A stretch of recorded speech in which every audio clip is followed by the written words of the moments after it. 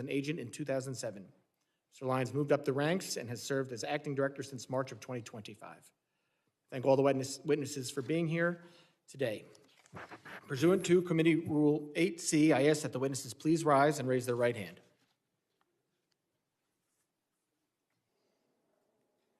Do you solemnly swear that the testimony you will give before the Committee on Homeland Security of the United States House of Representatives will be the truth, the whole truth, and nothing but the truth, so help you God?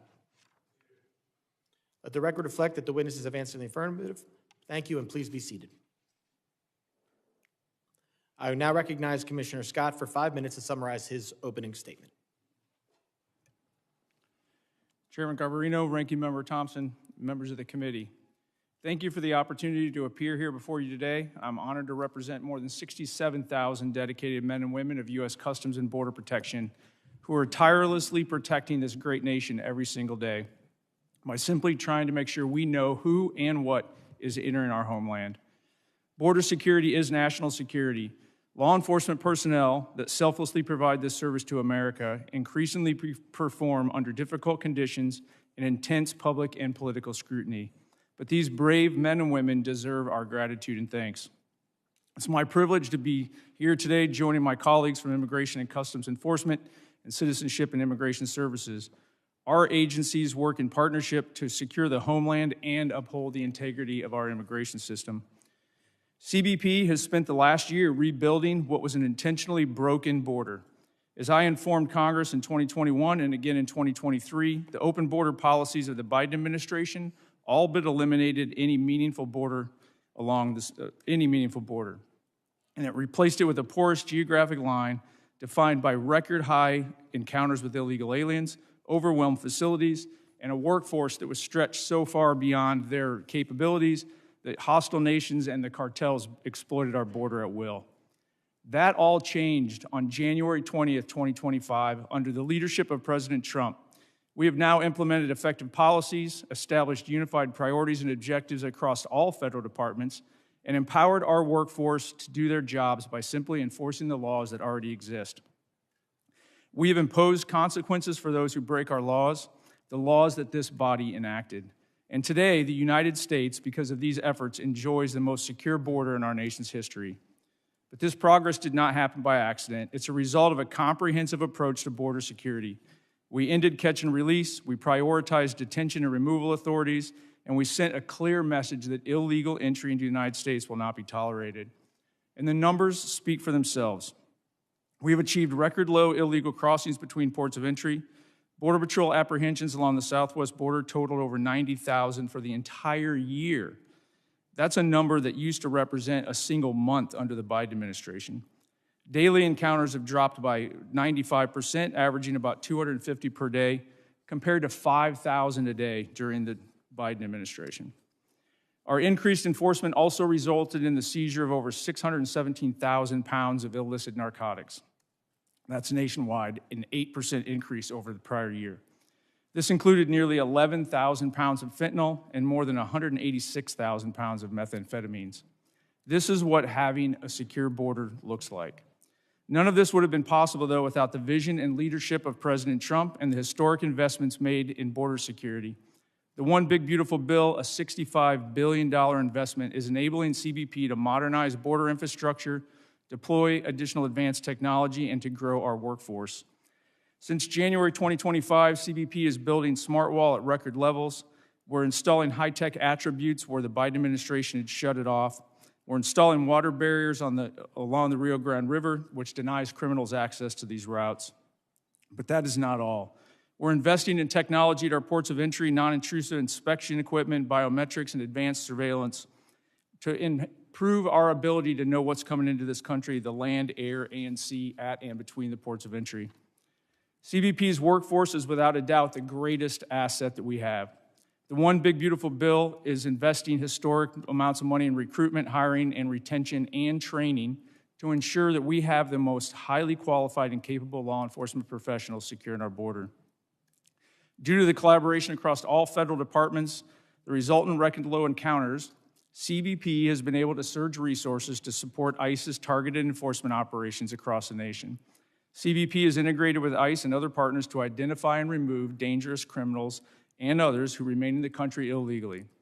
As recent events have demonstrated, though, our officers and agents are increasingly facing an unprecedented level of aggressive interference and intimidation when executing the laws that you have asked them to enforce.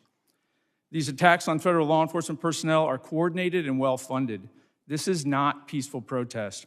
No law enforcement officer should be put at personal risk simply for doing the job that we have asked them to do. I thank you for your continued support of CBP's mission, and I look forward to answering your questions today. Thank you, Commissioner. I now recognize Director Edlow for 5 minutes to summarize his opening statement. Thank you, Mr. Chairman. Chairman Garbarino, Ranking Member Thompson, and members of the committee. It is an honor to speak to you about the priorities and progress of U.S. Citizenship and Immigration Services. I'm grateful for your partnership as we work together to uphold the rule of law, protect our citizens, and safeguard our homeland. Let me begin by expressing my appreciation to President Trump for his trust in me and to Secretary Noem for her leadership at the Department of Homeland Security. I'm proud to serve alongside a workforce that's deeply committed to advancing the President's agenda, protecting our communities, and restoring integrity to America's legal immigration system. As Director of U.S. Citizenship and Immigration Services, my vision has been straightforward and clear. Restore accountability to our immigration system and ensure that it serves the interests of the American people first and foremost. Today, I want to highlight some of our most significant accomplishments: ending the exploitation of immigration programs, putting American workers first, protecting our communities from public safety threats, protecting national security, and combating immigration fraud. Fraud isn't just a paperwork issue. It's a national security and public safety concern. Often those who wish to do us harm exploit weaknesses in our system. Over the past year, USCIS has made nearly 33,000 fraud referrals to law enforcement, a 138% increase over previous years. We conducted thousands of site visits to homes and workplaces and thousands of social media checks to ensure aliens aren't espousing anti-American sentiment. Moreover, our fraud detection and national security team completed over 21,000 investigations, identifying fraud in approximately 65% of those cases. In Operation Twin Shield in Minneapolis-St. Paul back in the fall, we uncovered marriage fraud, visa misuse, and student visa abuses, leading to denials of immigration benefits, arrests, and removal proceedings. This work led to Operation Paris, where we continue re-examining thousands of refugee cases in Minnesota, conducting thorough background checks and in-person reviews. We've also strengthened our vetting policies. If someone falsely claims U.S. citizenship to get a public benefit or try to vote, we hold them accountable through denial of citizenship or loss of immigration status. We've tightened screening to determine whether claimed marriages and family relationships are legitimate. And we've changed regulations to employment authorization is no longer automatically extended. Now we require more frequent renewals so that we can vet aliens more frequently and ensure that they deserve to remain in the country. Additionally, we've taken action to end the exploitation of immigration programs. Mass humanitarian parole programs were being abused by the prior administration. So we've restored them to Congress's original intent, allowing those benefits on a case-by-case basis. Secretary Noem also ended decades of temporary protected status for several countries, returning the program to what Congress intended: temporary protection, not permanent status in the United States. Moreover, this administration is doing more to ensure the integrity of our elections. We enhanced the SAVE program so states can verify citizenship of those on their voter rolls more effectively. Since January 2025, we've processed over 58 million queries, and 27 states are participating. Additionally, federal agencies ran nearly 206 million SAVE queries last year to identify fraud and preserve public assistance benefits for lawful U.S. residents and citizens. We're also putting American taxpayers and communities and workers first. We affirmed that aliens should be self-reliant, not dependent on public assistance, and that their sponsors are liable for the cost of public benefits that they access. The Department of Homeland Security is also working to rescind the 2022 public charge rule, restoring our discretion to determine if an alien will rely on government assistance. We've proposed protecting American jobs by prioritizing H-1B visas for higher-skilled, higher-paid workers so that companies can't use those visas merely as a way to get cheaper non-citizen labor. We've also streamlined agricultural visa processing to better support American farmers. A major milestone was implementing the One Big Beautiful Bill, which added new fees for certain immigration processes. USCIS collects those fees, but only retains a small amount of the money, while the rest goes to other agencies and deficit reduction. Finally, protecting the American people is at the heart of everything we do. After the attack on 2 brave service members of the National Guard last November, Secretary Noem directed us to review immigration benefits for aliens from high-risk countries. In closing, U.S. Citizenship and Immigration Services is restoring integrity, accountability, and security to America's legal immigration system. These accomplishments reflect the dedication of our workforce and the transformative leadership of President Trump and Secretary Noem, both of whom have allowed USCIS to do the job it was created by Congress to do. We stand ready to continue working with Congress to protect the homeland and uphold the rule of law. Thank you, and I look forward to your questions. Thank you, Director Udlow. I now recognize Acting Director Lyons for 5 minutes to summarize his opening statement. Good morning. Chairman Garbarino, Ranking Member Thompson, distinguished members of the committee, thank you for the invitation to discuss the critical work U.S. Immigration and Customs is doing every day to carry out President Trump's agenda to keep America safe, restore order to our communities, and return the rule of law to this country. Under the leadership of President Trump and DHS Secretary Kristi Noem, the men and women of ICE have been empowered to do exactly what they're trained to do: arrest and remove illegal aliens and criminals from our communities.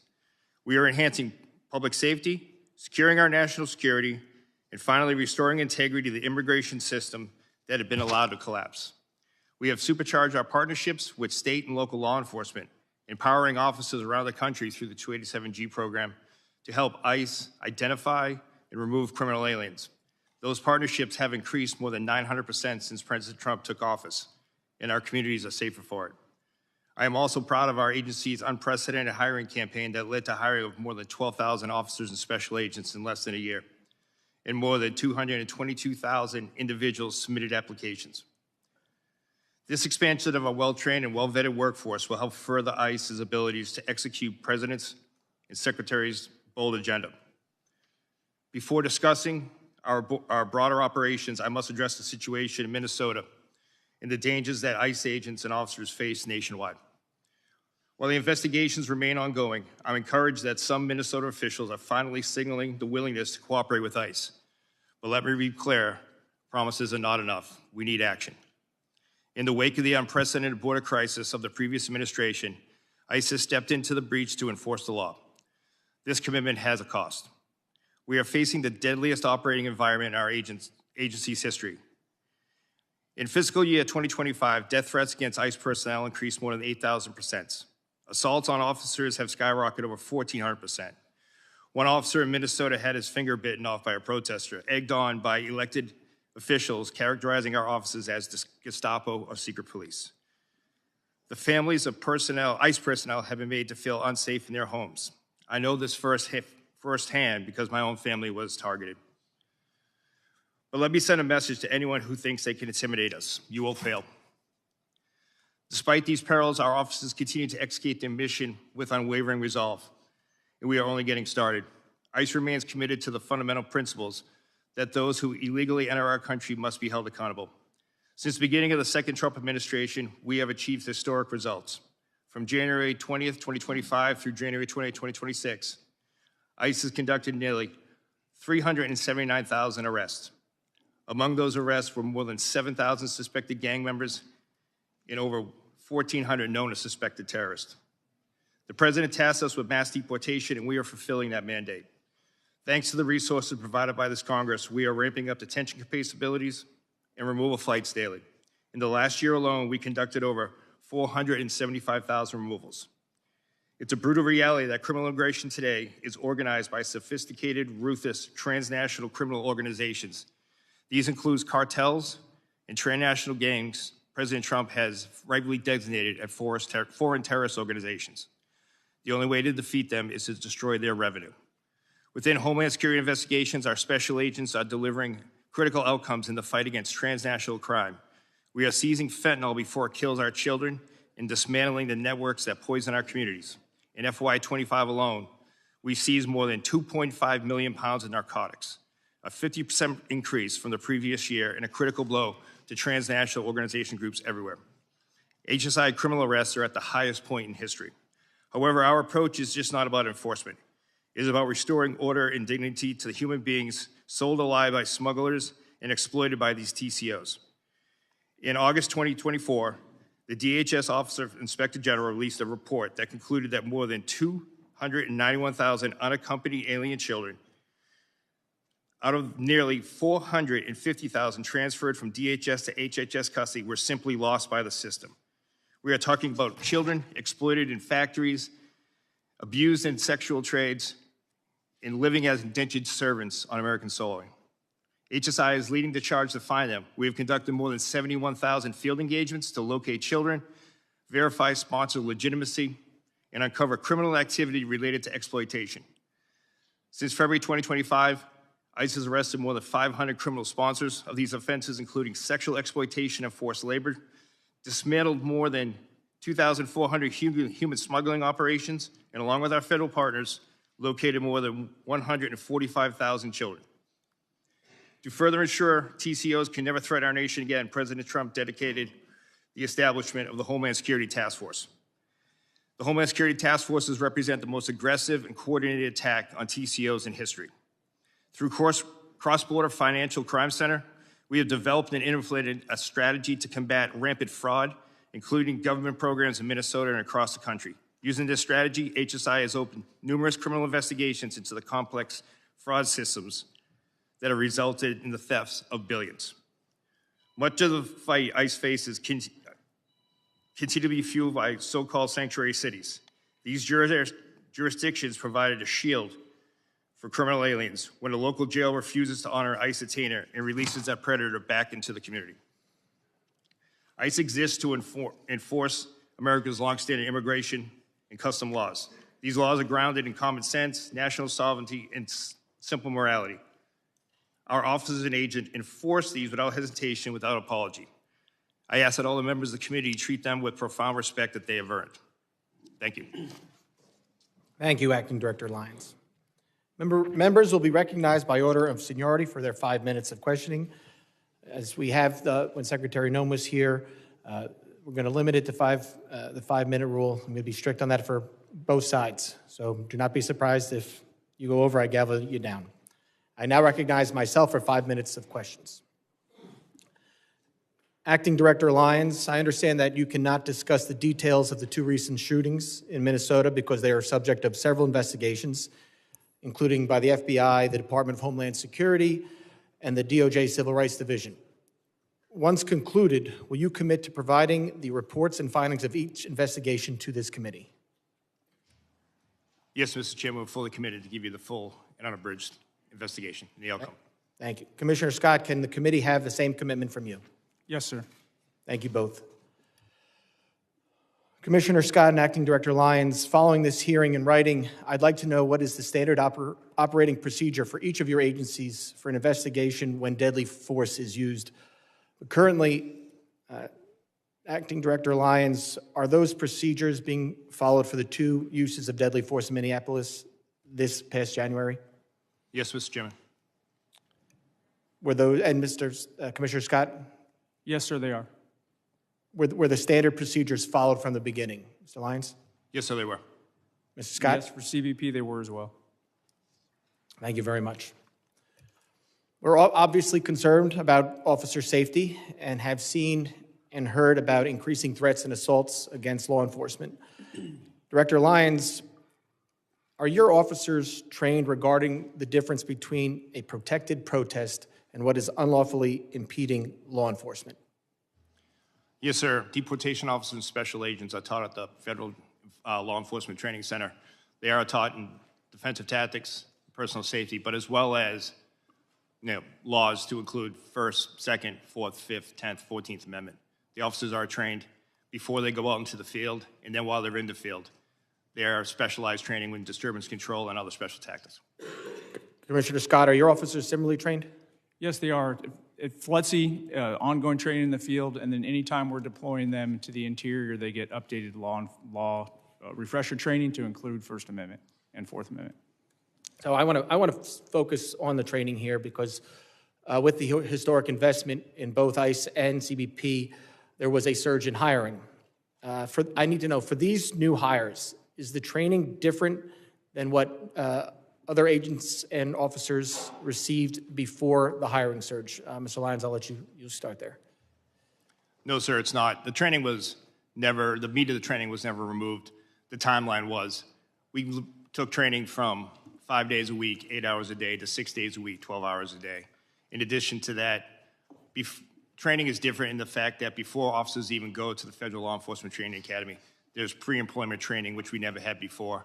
And on top of that, we've adapted our on-the-job training program, which is much like a city or state field training officer program that once they are removed from the Federal Law Enforcement Training Academy, have graduated, before they return to their field offices, they're assigned a field training officer, and that's continued on after that. So let me get this. For ICE officers, the curriculum has stayed the same, but it's now a quicker training. The timeline has moved up? That's correct, sir. Okay, but the curriculum is the same. Yes, sir. All right. Commissioner Scott, can you talk about if there's been a change in training since the hiring surge? There's been no change in the training within Customs and Border Protection. Border Patrol agents go through a 117-day academy.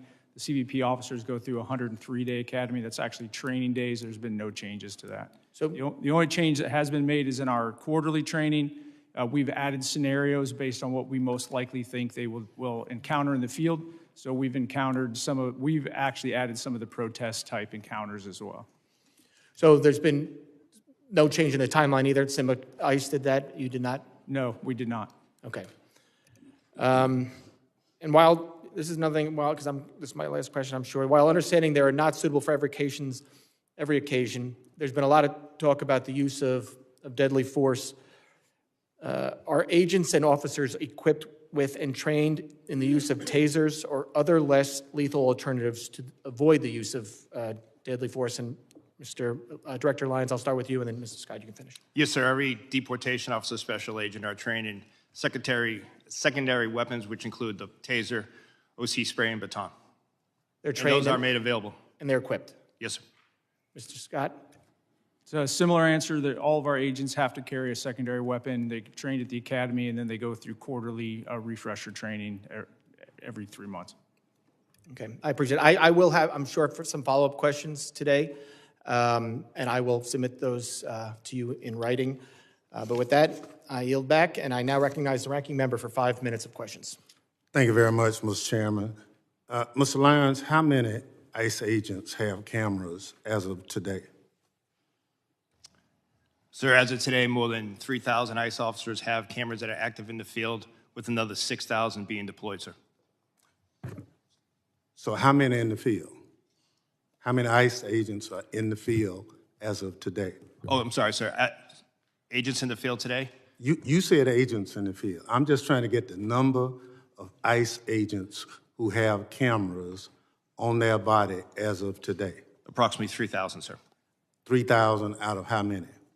Out of approximately 13,000, sir, that are in the field. So you have 3,000 out of 13,000 who have cameras. Yes, sir. Mr. Scott? I don't have the actual number in front of me right now. It's about 10,000. We're building that program out as we speak. 10,000 out of how many? Out of about 67,000. But the catch there is the ports of entry, we have significant video. Nope. I don't want to go to ports of entry. I just want to know how many cameras right now do you have on your agents? When you say agents, Border Patrol agents, there's about 10,000. 10,000 out. 10,000 out of how many? Out of 20,000 Border Patrol agents. So half of them. Approximately, yes. So I'll give you a chance to look at that since you said approximately and get back to the committee on what's the accurate number. Not how many you're purchasing, how many as of this day. Understood, and I will get you that number. Thank you. Mr. Lyons, what's the regular timetable of training an ICE agent? Sorry about that, sir. Right now, the training is approximately 47 days at the Federal Law Enforcement Academy. Overall training is about 3 months, sir. So you went from 3 months to 47 days. No, sir, the whole total training to include the pre-employment training and then the OJT program is 3 months, and 47 days in the Federal Law Enforcement Training Academy. So they go to Flexi for 47 days or for 3 months? No, sir, you asked for the total training time. The total training time now is a combined 3 months, sir, with 47 days at the Federal Law Enforcement Training Academy. So you didn't reduce the timeline for any of the ICE agents to come on board? We reduced the timeline for the previous certified federal law enforcement officers or special agents, where we went to the ones who are already trained in firearms and defensive tactics and criminal procedure. We adapted to a shorter program so they would just have the extensive Immigration Nationality Act training, immigration law, and ICE-specific training. So if you hired somebody for ICE today, how much training would they receive before they become a full-time agent? So for a person off the street who has never been a law enforcement officer, they're looking at approximately 3 months of training, sir. And the 47 days is for who? That is for everyone that hasn't, who's never worked for ICE, sir. So you could have someone that's a Capitol Police officer. They would not have to go through extended training for when it comes to defensive tactics, firearms, et cetera. They would have to go through the rigorous immigration training, which unfortunately immigration law is just as confusing and long as tax code, which we have to ensure that we devote that extensive time to. Thank you so much. But Yes, sir. would you provide the committee with the timeline? Yes, sir. We will provide you. Some of us understand it's 47 days. Yes, sir. We will But provide you're you telling us it's 3 months. from the beginning, sir, when they go ahead and come on pre-employment training to the Thank OJT program afterwards. But we will provide the committee with the full for Okay. each breakdown. For Mr. Lyons and Mr. Scott, over the past several weeks, the president has made a series of comments regarding the midterm election. The president has urged my Republican colleagues in Congress to nationalize elections. Now, are you involved in any planning on guarding precincts in this country as of today? Mr. Scott? No, sir. Mr. Lyons? No, sir. So there's no information, you've not been asked to start deploying people for areas anywhere? No, sir. Well, thank you very much. Mr. Lyons, I'll get it in writing, Mr. Chairman. I'm going to follow your directions on this. Gentleman yields back. Thank you, Ranking Member. I now recognize the gentleman from Texas, Mr. McCall, for 5 minutes of questions. Thank you, Mr. Chairman. A decade ago when I chaired this committee, Mr. Thompson and I passed a bill to authorize ICE into law. It was a bipartisan effort. It passed the House overwhelmingly, both Republican and Democrat. A decade later, here we are. The Dems have called to abolish ICE. Now they're trying to shut it down. So what has happened in that 10 years? Let's go back to the last 4 to 5 years. What happened in this country and at the border? As someone who lives in the border state of Texas, we saw the most dangerous, wide open border that I've seen in my 22 years in Congress. 10 to 12 million people, and that's what we know about. I think it's far greater, came into this country. Many of them dangerous, violent criminals, some known or suspected terrorists, which I find extremely dangerous. That's why I served as an impeachment manager for Mayorkas, because he violated federal law. The federal statute says, as a former federal prosecutor, I know this, shall detain aggravated felons. What did Mayorkas do? He told his agents, that's discretionary. You can release them. As a result, we had tens of thousands of aggravated felons left on the streets of America to roam freely, not to mention the human and sex trafficking of children, Mr. Lyons, as you pointed out. So what is the administration trying to do? They're trying to remove a public safety threat from the United States of America. That is their job. restoring public safety should be the number one priority. And one of the problems here, as I examine it, is that Minnesota, Minneapolis in particular, is a sanctuary city. What does that mean? That means that it's a magnet for illegal. They're protected under the current situation because state and locals will not cooperate with federal law enforcement. In fact, Mr. Lyons, is it not true that they were not honoring ICE detainers that were put on dangerous felons in prison so that you could remove them from the United States? That is correct, sir. The detainees were not honored at the local level in Minneapolis. This is the number one violation. In addition, the rhetoric on the left led to over 1,000% increase in assaults on ICE officers, an increase of over 8,000 of death threats to them. All this created a perfect storm for our officers being thrown into this situation. And then Agent Bovino came into the picture, and I would argue, in fairness, that he escalated the situation by the way that was handled. Your officers are not trained to effectuate crowd control. They are trained to move in surgically, go in and remove these dangerous, violent criminals from the United States of America. I've called for de-escalation after the two deaths, the two shootings that took place. I believe that these roving patrols should be done at the border rather than in the major cities of the United States. So when the president decided to remove Agent Bovino and put in Tom Homan, who I've known for years, a consummate professional, law enforcement professional, I commended the president.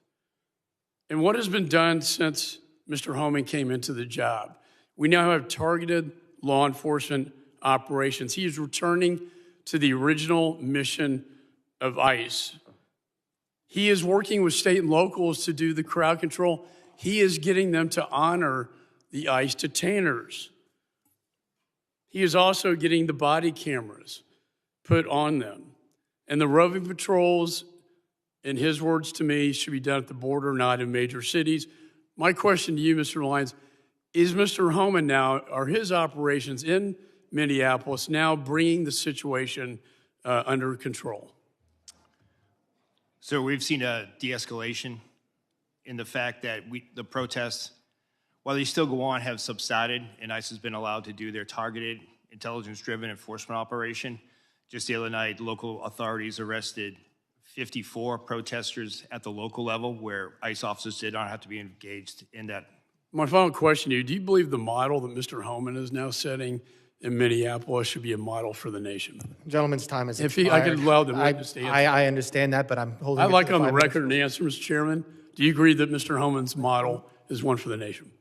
Gentleman's time has expired. Yes or no? I now recognize the gentleman from California, Mr. Swalwell, for 5 minutes. A couple nights ago, I met with a woman who works as a cashier at a grocery store, and I told her I was coming to see you, Mr. Lyons, and she said, will you ask him, and she didn't want to give her name. She was terrified to give her name.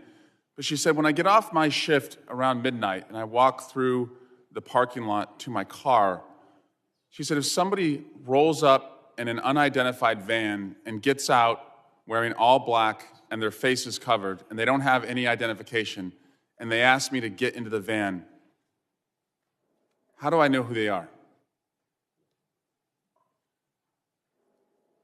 How does she know, Mr. Lyons? How does she know if they're an ICE agent or bad guys? Sir, ICE agents have identifiable placards on their uniforms as well as their badges representative, but you won't see ICE agents rolling through the parking lots and just snatching someone up. ICE does intelligence-driven, targeted enforcement operations. Well, Mr. Homan and others have said that they target individuals based on the color of their skin and the accents that they speak, and that's why people are running through the fields and factories where they work. Director Lyons, last year you said in Phoenix at the Border Security Expo that you wanted to see a deportation process that was like, quote, Amazon Prime, but with human beings. Mr. Lyons, how many times has Amazon Prime shot a mom 3 times in the face? None, sir, but you're also... It's the square root of 0, that's right. Yes, sir. Yeah, but if we're going to go down that route of my comment, I did say that comment However, that comment was taken out. If you go back and watch the video, I did say that we need to be more efficient when it comes to removing individuals from the United States, because ICE doesn't detain punitively. We detain to remove. I don't want to see people in custody. At the end of my statement was, and again, to your point, it was a industry day for AI and efficiencies, but I did say at the end of it, but we deal with human beings, so we can't be like them. And speaking That's of the human- key part that you're leaving out. Well, speaking of human beings, how many times has Amazon Prime shot a nurse 10 times in the back? None. How many times has Amazon Prime dragged a woman out of her car by her hair and then dragged her down the street? None. How many ICE agents have been fired for their conduct under your leadership? Sir, I can get you that data. I'll get that back to you. Is it more than one? I'm not going to speak about personnel actions, but I'll get you that data. Can you tell us if at least, God, I hope at least one person has been fired for their conduct since these operations have begun? Are you telling us you can't even say one person's been fired? Sir, I'm not going to talk about personnel actions, but we will get back to you. But 2 people have been killed so far. Is that right? A nurse named Preddy and a mom named Good. 2 people have been killed so far. Yes, sir. Mr. Lyons, will you apologize to the family of Renee Good for being called a domestic terrorist by the president and his leadership? No, sir. Why not? Sir, I welcome the opportunity to speak to the family in private, but I'm not going to comment on any active investigation. Is she a domestic terrorist? Sir, I'm not going to comment on the investigation, and the president and Secretary Noem are elected officials. That's their right to their comments, but as career law enforcement, we won't speak to any. Do you agree with their comments?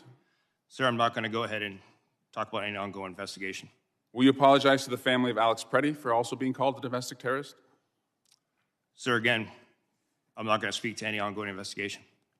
Mr. Lyons, your staying to lead ICE is a decision. Sir, I'm sorry. Could you repeat Your that? staying on to lead ICE is a decision. And I've read your background. You have a decorated career. You've served in the military. You are what I would call otherwise employable. I think most people would agree this is not the only job that you can get. But since you've been on this job, women have been dragged by their hair through our streets. A 6-year-old child battling stage 4 cancer has been deported, and it turns out he was a U.S. citizen. People are running through the fields where they work. People who've gone to the streets as allies have been shot and publicly executed. It's a decision to stay on at this point. And considering your honorable service in the past and the dishonorable acts that those who have worked for you have conducted, and the disgraceful statements that the leadership above you have said, you now have a decision. Will you stand with the kids who you're supposed to protect, or will you side with the killers bringing terror to our streets? Mr. Lyons, will you resign from ICE? No, sir, I won't. Why not? Because, sir, that child that you're showing right there, the men and women of ICE took care of him when his father abandoned him and ran from Gentleman's law enforcement. time has expired. You never should have gone Gentleman's into time custody. has expired. I recognize the gentleman from Mississippi. Mr. Guest for 5 minutes. Thank you, Mr. Chairman. Mr. Chairman, we stand on the verge of a second Democrat shutdown of the United States Department of Homeland Security just within the last 90 days. The Department of Homeland Security employs 260,000 men and women across 22 different agencies.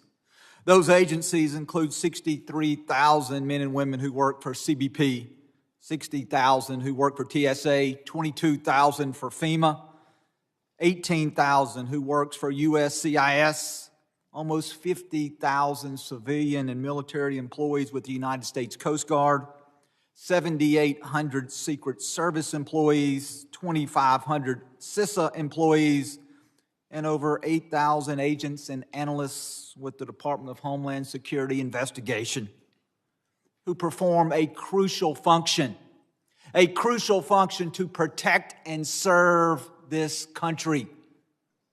This second government shutdown, led by my friends on the Democrat side of the aisle, will leave our country less safe. Don't just take my word for it. Let's look at the words of the Biden administration. President Biden and Kamala Harris, Department of Homeland Security, in September of 2023, as the nation faced a potential government shutdown, they issued a fact sheet. That fact sheet is entitled The Impact of Government Shutdown on the DHS Workforce. This fact sheet says this. It says DHS workforce is comprised of extraordinary public servants who safeguard this nation. It goes on to say any lapse in federal funding would disrupt this vital work, leaving Americans less safe as a result. Those working without pay include law enforcement, conducting such acts as seizing illegal narcotics like fentanyl, combating child exploitation and child predators, identifying and arresting human trafficking, responding to natural disasters, preventing cyber attacks, and protecting U.S. government leaders. And so I ask you, gentlemen, as we are once again on the verge of a shutdown of the Department of Homeland Security, if the Democrats take us to the edge, if they refuse to sign a CR, if once again the men and women who serve under your leadership, if they are once again not paid, I ask you, how will that impact our nation? Will America be more safe, or will America be less safe if we are once again led into a government shutdown by the Democrat Party? Mr. Scott. I believe consistency and seeing support from the leadership of on both sides of this building and the president is very important to border security. I think the rhetoric and the back and forth, the politicizing of law enforcement in general detracts from the general morale of our personnel. Is it not important that we pay the men and women who serve under your command? It's critically important. And in a government shutdown, the bills don't stop, do they not? The bills continue to accrue. Correct. And the deployment of technology ceases in many cases, and America becomes less safe. Would you agree with that statement? I would agree America becomes less safe. Mr. Edlow, what about you?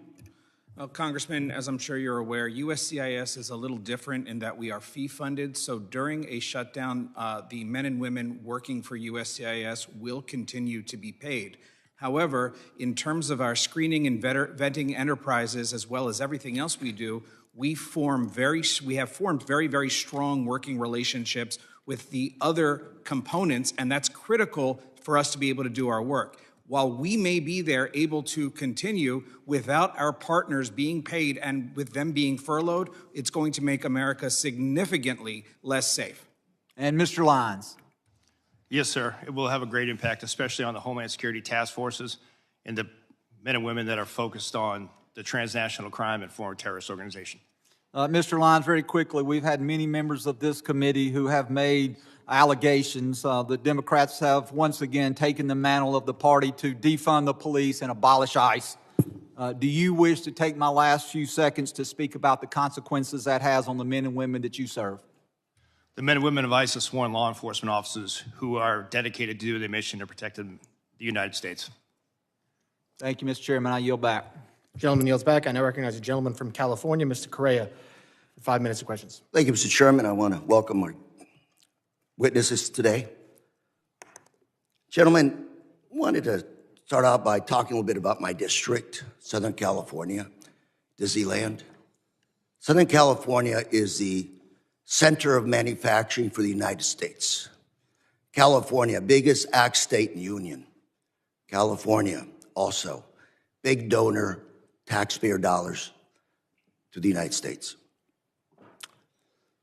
President Trump got elected on the promise to deport the worst of the worst.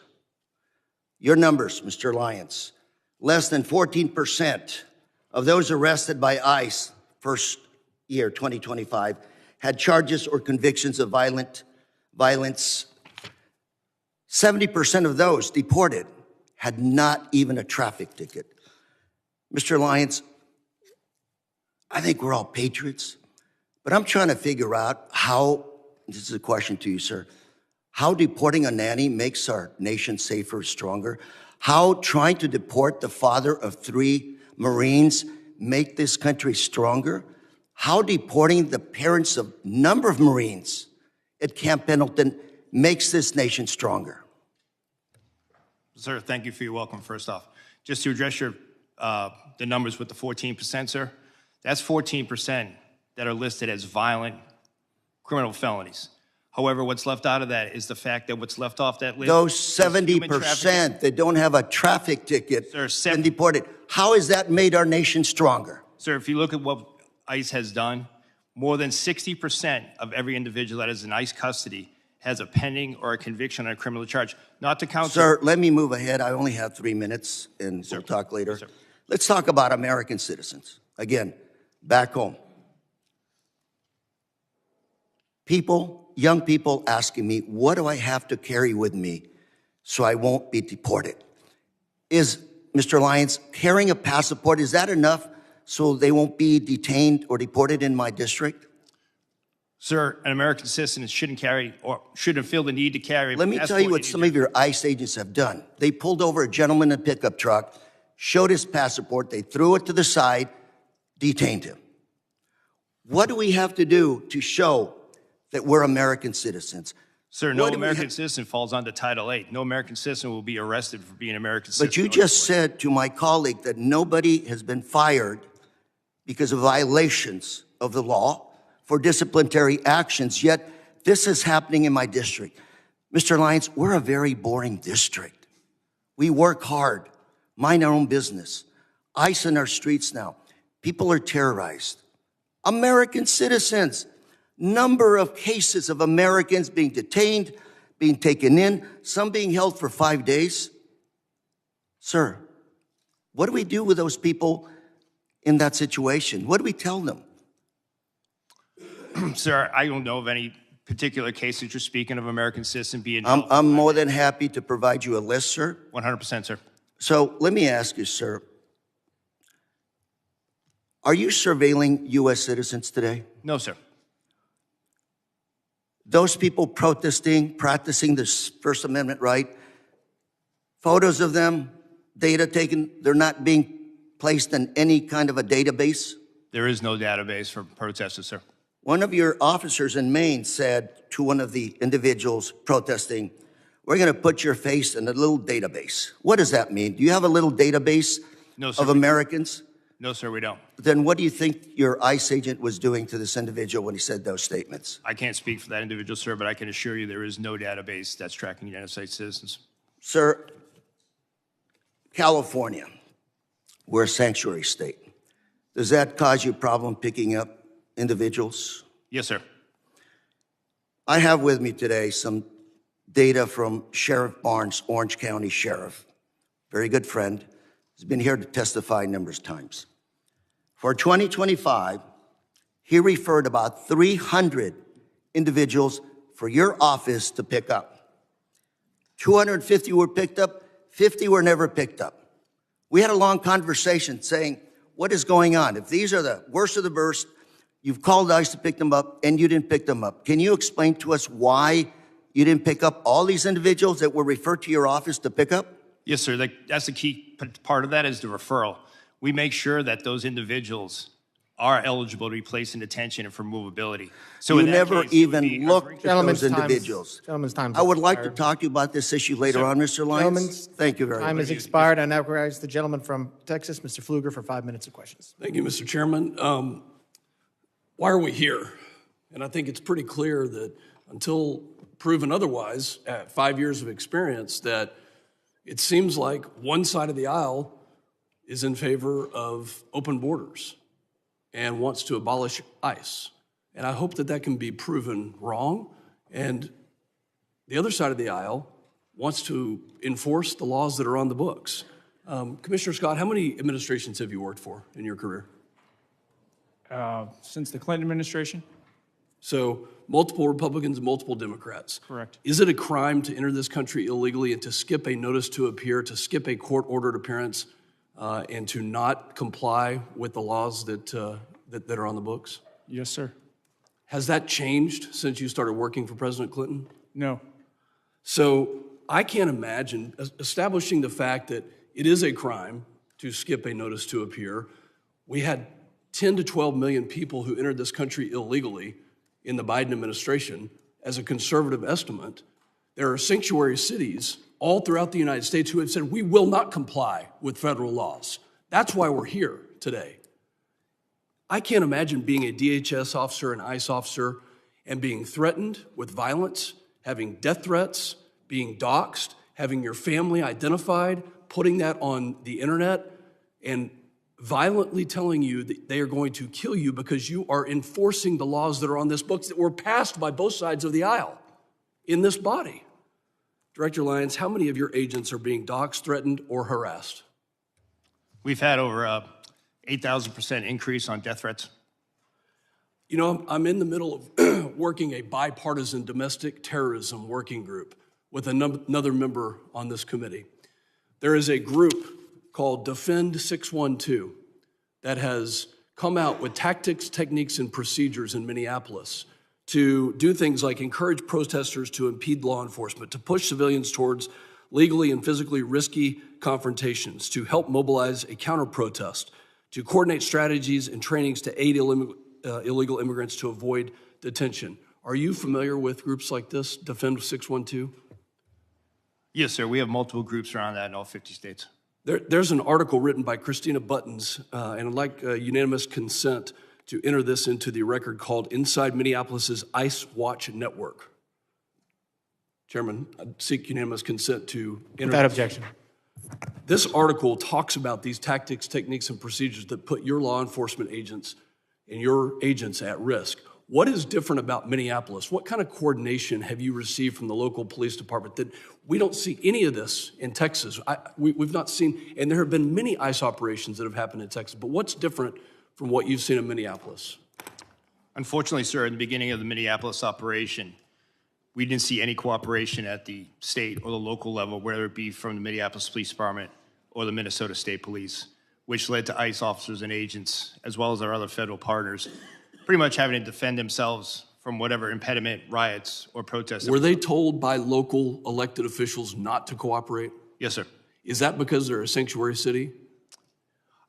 I'm assuming that's what it is, part- sir, but I can't speak to the mind of those elected officials, but they were ordered not to stand down. How did it make you feel as somebody who carries out the laws that this body has passed when you hear the mayor of Minneapolis say, F ICE? Oh, sir, I mean, from a morale standpoint, it hurts us to the fact that for decades, and I've worked since President Bush, ICE has always been in Minneapolis. We've always been in every major city and state. So it wasn't like it was a brand new thing. We've always been doing immigration enforcement. So that's demoralizing. Commissioner Scott, are you separating families? No. Tell me about when you served President Obama. Has anything changed in the policy of deportation? And how many people did President Obama deport? I don't have that number in front of me. Policies and how things are enforced do change. The laws have not changed. I believe what you're referring to is literally when someone is arrested, whether it's on immigration or whether it's a normal criminal offense, and they have children, we don't necessarily prosecute the children. But when someone's deported, if they want to take their children with them, they have that right. We do not separate them. I hope that the other side of the aisle will read this article on Defend 612 and look at the tactics, techniques, and procedures. And if this is domestic terrorism, where we have a group that's on signal that is calling out agents and doing things to interrupt, intercede, and prevent law enforcement from carrying out the laws that this body passed, that you'll have the courage to call it domestic terrorism if it is that way. And I yield back. Gentleman yields back, and I now recognize the gentleman from Michigan, Mr. Panadar, for 5 minutes of questions. Thank you, Mr. Chairman, and good morning to our witnesses. Commissioner Scott, did the ICU nurse, Alex Preddy, deserve to die? I cannot comment on an ongoing investigation, sir. Do you believe that he deserved to die? Should he be killed by your agents? I'm not going to comment on an ongoing investigation, sir, before it's concluded and all the facts are available. Do you agree with CBP Commander Bovino's statement that Alex Preddy was planning to massacre law enforcement agents? I'm not going to comment on an ongoing investigation, sir. Director Lyons, did Renee Good deserve to die? Sir, I can't comment on ongoing investigations. Director Lyons, do you agree with Secretary Noem and Vice President Vance's characterization of Renee Good as a domestic terrorist? Sir, I can't speak to their comments as that they are their own, but as an ongoing investigation, I can't speak to that. Director Lyons, what did your agents mean when he said, "You raise your voice, I erase your voice," in the video just that we have seen, all of us have seen? Sir, I'm not aware of that video that you have, sir. I can't comment on what that officer has said. Does that statement, if I show you the video of that, does that statement reflect the value of your agency? And does ICE respect and adhere to the First Amendment? Yes, sir, ICE does respect and refer to the First Amendment, but that doesn't respect, your statement that you said doesn't represent the values of the men and women of ICE. Commissioner Scott, does CBP respect and adhere to the First and Second Amendment? Yes, we do. Don't you agree that Alex Preddy had every right to exercise his First and Second Amendment freedoms before being shot in the streets by one of your agents? I believe every person in the United States has a right to their constitutional rights. Look, I have heard and seen enough. I'm just sick and tired of your agents running around in our cities, in our streets, causing illegal activities. ICE and CBP thugs are roaming our streets, attacking our communities, using our children as bait, referring to people as bodies and numbers, targeting people for their accents and the color of their skin, and killing American citizens, all while showing zero remorse for their actions. Director Lyons and Commissioner Scott, do you think President Trump will pardon you and your boss, Kristi Noem, before he leaves office, just like he has for insurrectionists and his political allies? Do you believe President Trump will pardon you? Go ahead. I'm not going to speak on behalf of President Trump, but I'll tell you, I signed up for this job to protect America, and I'm very proud of the service that I provide, and I don't need a pardon from anybody. Well, you better hope so. You better hope you get been pardoned, because you will be held accountable for the absolute disregard of the law your agencies have shown over the past year. Your agencies have lost the trust of the American people, with millions taking to the streets to protect the illegal actions of your agencies. And that's why I introduced a bill in the United States Congress to abolish ICE. ICE must be abolished. I also co-sponsored a bill to impeach Secretary Kristi Noem. And I believe Kristi Noem must be impeached. And this Congress must do everything in its power to carry out oversight actions against these rogues departments, including if Gentleman's time has expired. A witness has requested a break. Committee will recess for 5 minutes. Members of the audience will remain seated.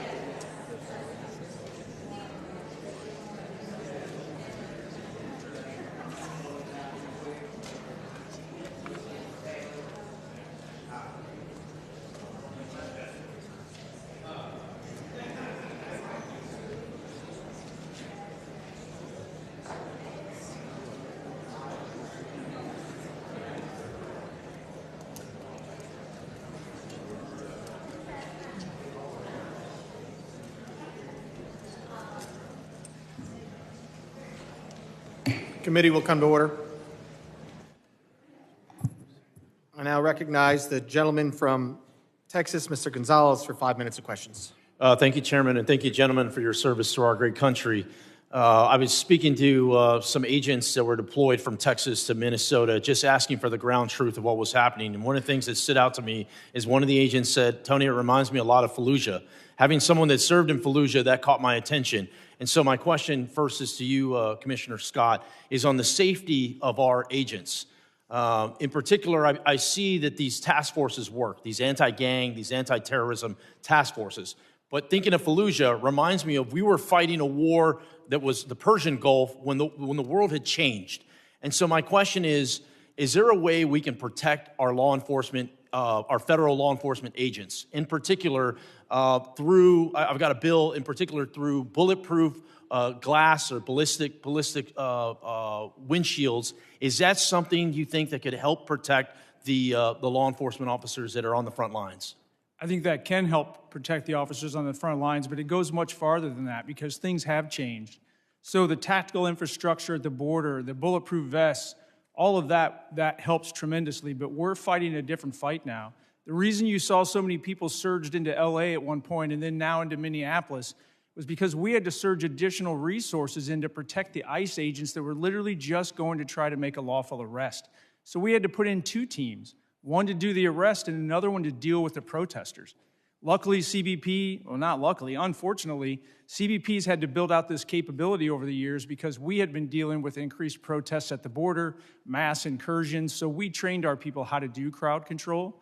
But let's not miss the fact that we have coordinated, well-funded, and I think insurgencies or terrorist organizations, however you want to call it, literally trying to prevent legal laws from being enforced in the United States. That is a dramatic change. That's why we've had to shift. So we got to figure out how to protect our officers and agents more holistically.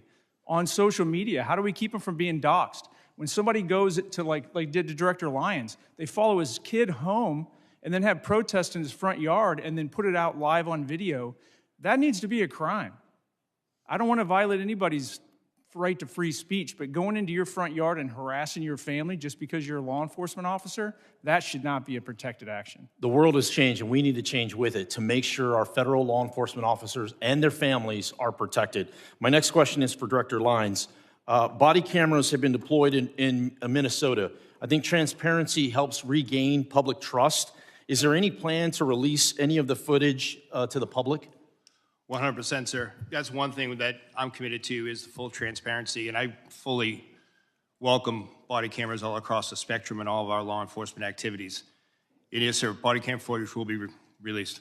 I agree with you completely. Everyone assumes this body camera footage is bad footage. So, in so many cases, it's the exact opposite. And we get a show from the officer's lens what exactly they're dealing with on a daily basis, not just a 15-second clip we see on TikTok or whatever it may be. I'm very pleased to hear the releasing of more public footage.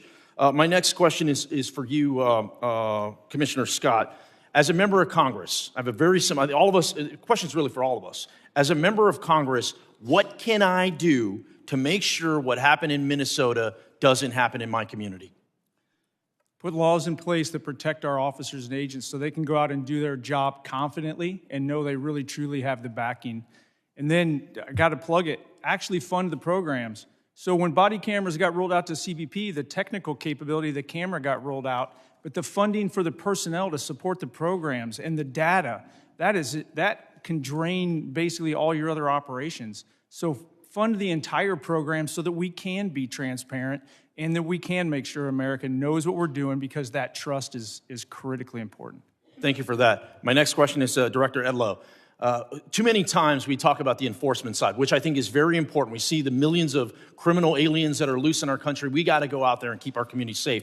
But we need to be talking more about the legal aspect of it, the people that are doing it the right way. I was very encouraged to see 65,000 visas get released not too long ago. The question I have is, what are the details? What is the timeline behind that? What is the purpose of those? Can you specifically speak to the legal visa process?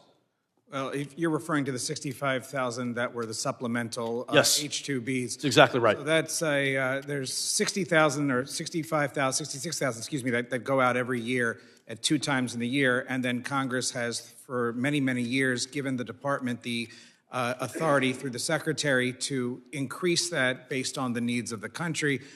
So those visas were released. I don't remember exactly when the time has expired. I apologize. And again, any questions? I know I'm being tight on the rules. We have to be. There's a lot of questions. We want to get through everything today. Any members will be able to submit questions in writing, and you can detail these. Thank you very much. I now recognize the gentleman from Rhode Island, Mr. Magaziner, for 5 minutes of questions. Mr. Lyons, has ICE hired anyone who is charged with a crime related to the January 6th riot here at the Capitol? Sir, I don't have that information, but I would say no. Would you, could you find out and please report back? Yes, sir, I'll get that. I'll take that as a get Would back. you hire someone who attacked police officers here on January 6th, even though they were unfortunately pardoned by the president? Sir, we take assault on law enforcement very serious, and we have a good, strenuous vetting program. I'm sure. Thank you. Commissioner Scott, how many of your agents have been disciplined for excessive use of force over the past year? I cannot comment on ongoing or I'm not asking you to current comment on personnel specific action. investigation. How many of your agents have been disciplined?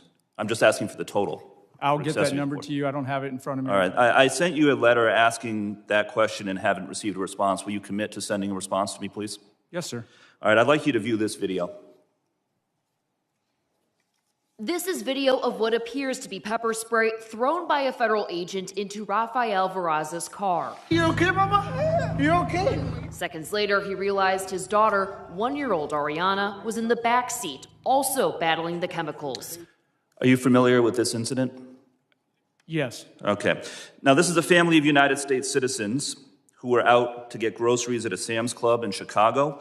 When they arrived, they could see that there was a chaotic operation in the parking lot. They turned their vehicle to leave, at which point your agents sprayed pepper spray out of their vehicle and into the driver's side window of the Veraza's family vehicle. Is it proper procedure to aim pepper spray into the window of a moving vehicle? I'm not familiar. I don't have all the details on this. It's an ongoing I'm not asking about investigation, but to answer your specific question, is it proper procedure? we try to avoid that. No, it's not. Try to avoid it. Because you understand it's dangerous, right? Not just for the driver, but for pedestrians, for other people who could be hit by a car if a driver is blinded, right? I 100% understand that, but you're talking about intentional versus not intentional. Well, now listen. I've been in a vehicle in one of these situations. Scott, reclaiming my time. From the in my video, own this case. was clearly intentional, and you know as well as I do that in any other law enforcement agency, if an officer did this, they would be put on leave, investigated, and likely disciplined. Were any of your agents ever investigated or disciplined for this incident? I'll have to get back to you on this incident. I believe it's still an So you don't ongoing know. investigation, but we have at least 10 I'd like to show open you cases. another video. This one is from Minneapolis.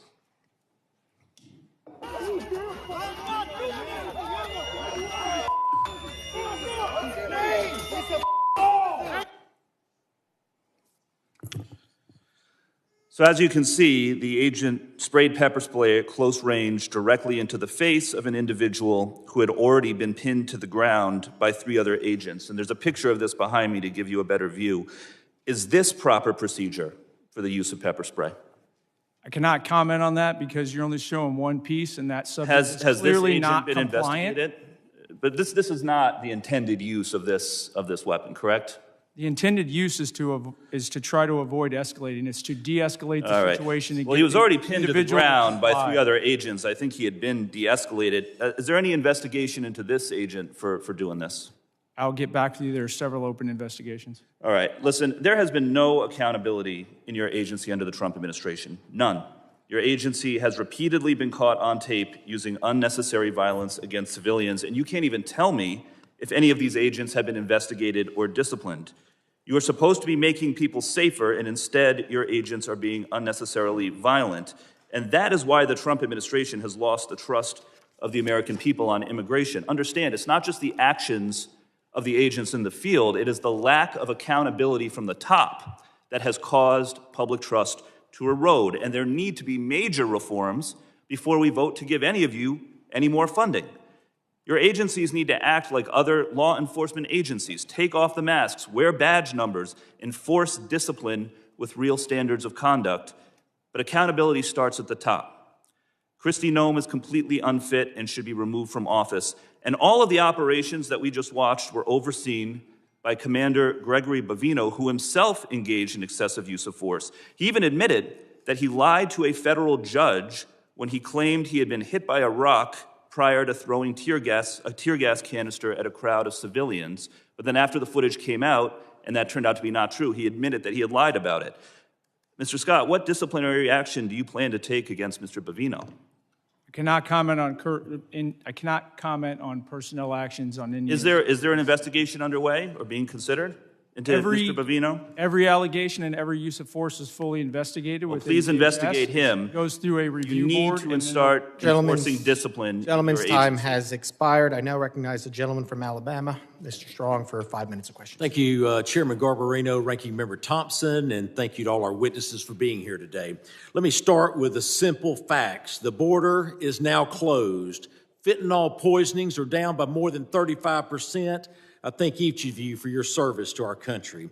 I remember in April of 23 when then Secretary Mayorkas testified before this very committee that the U.S. border was, and I quote, secure, close quote, and not open.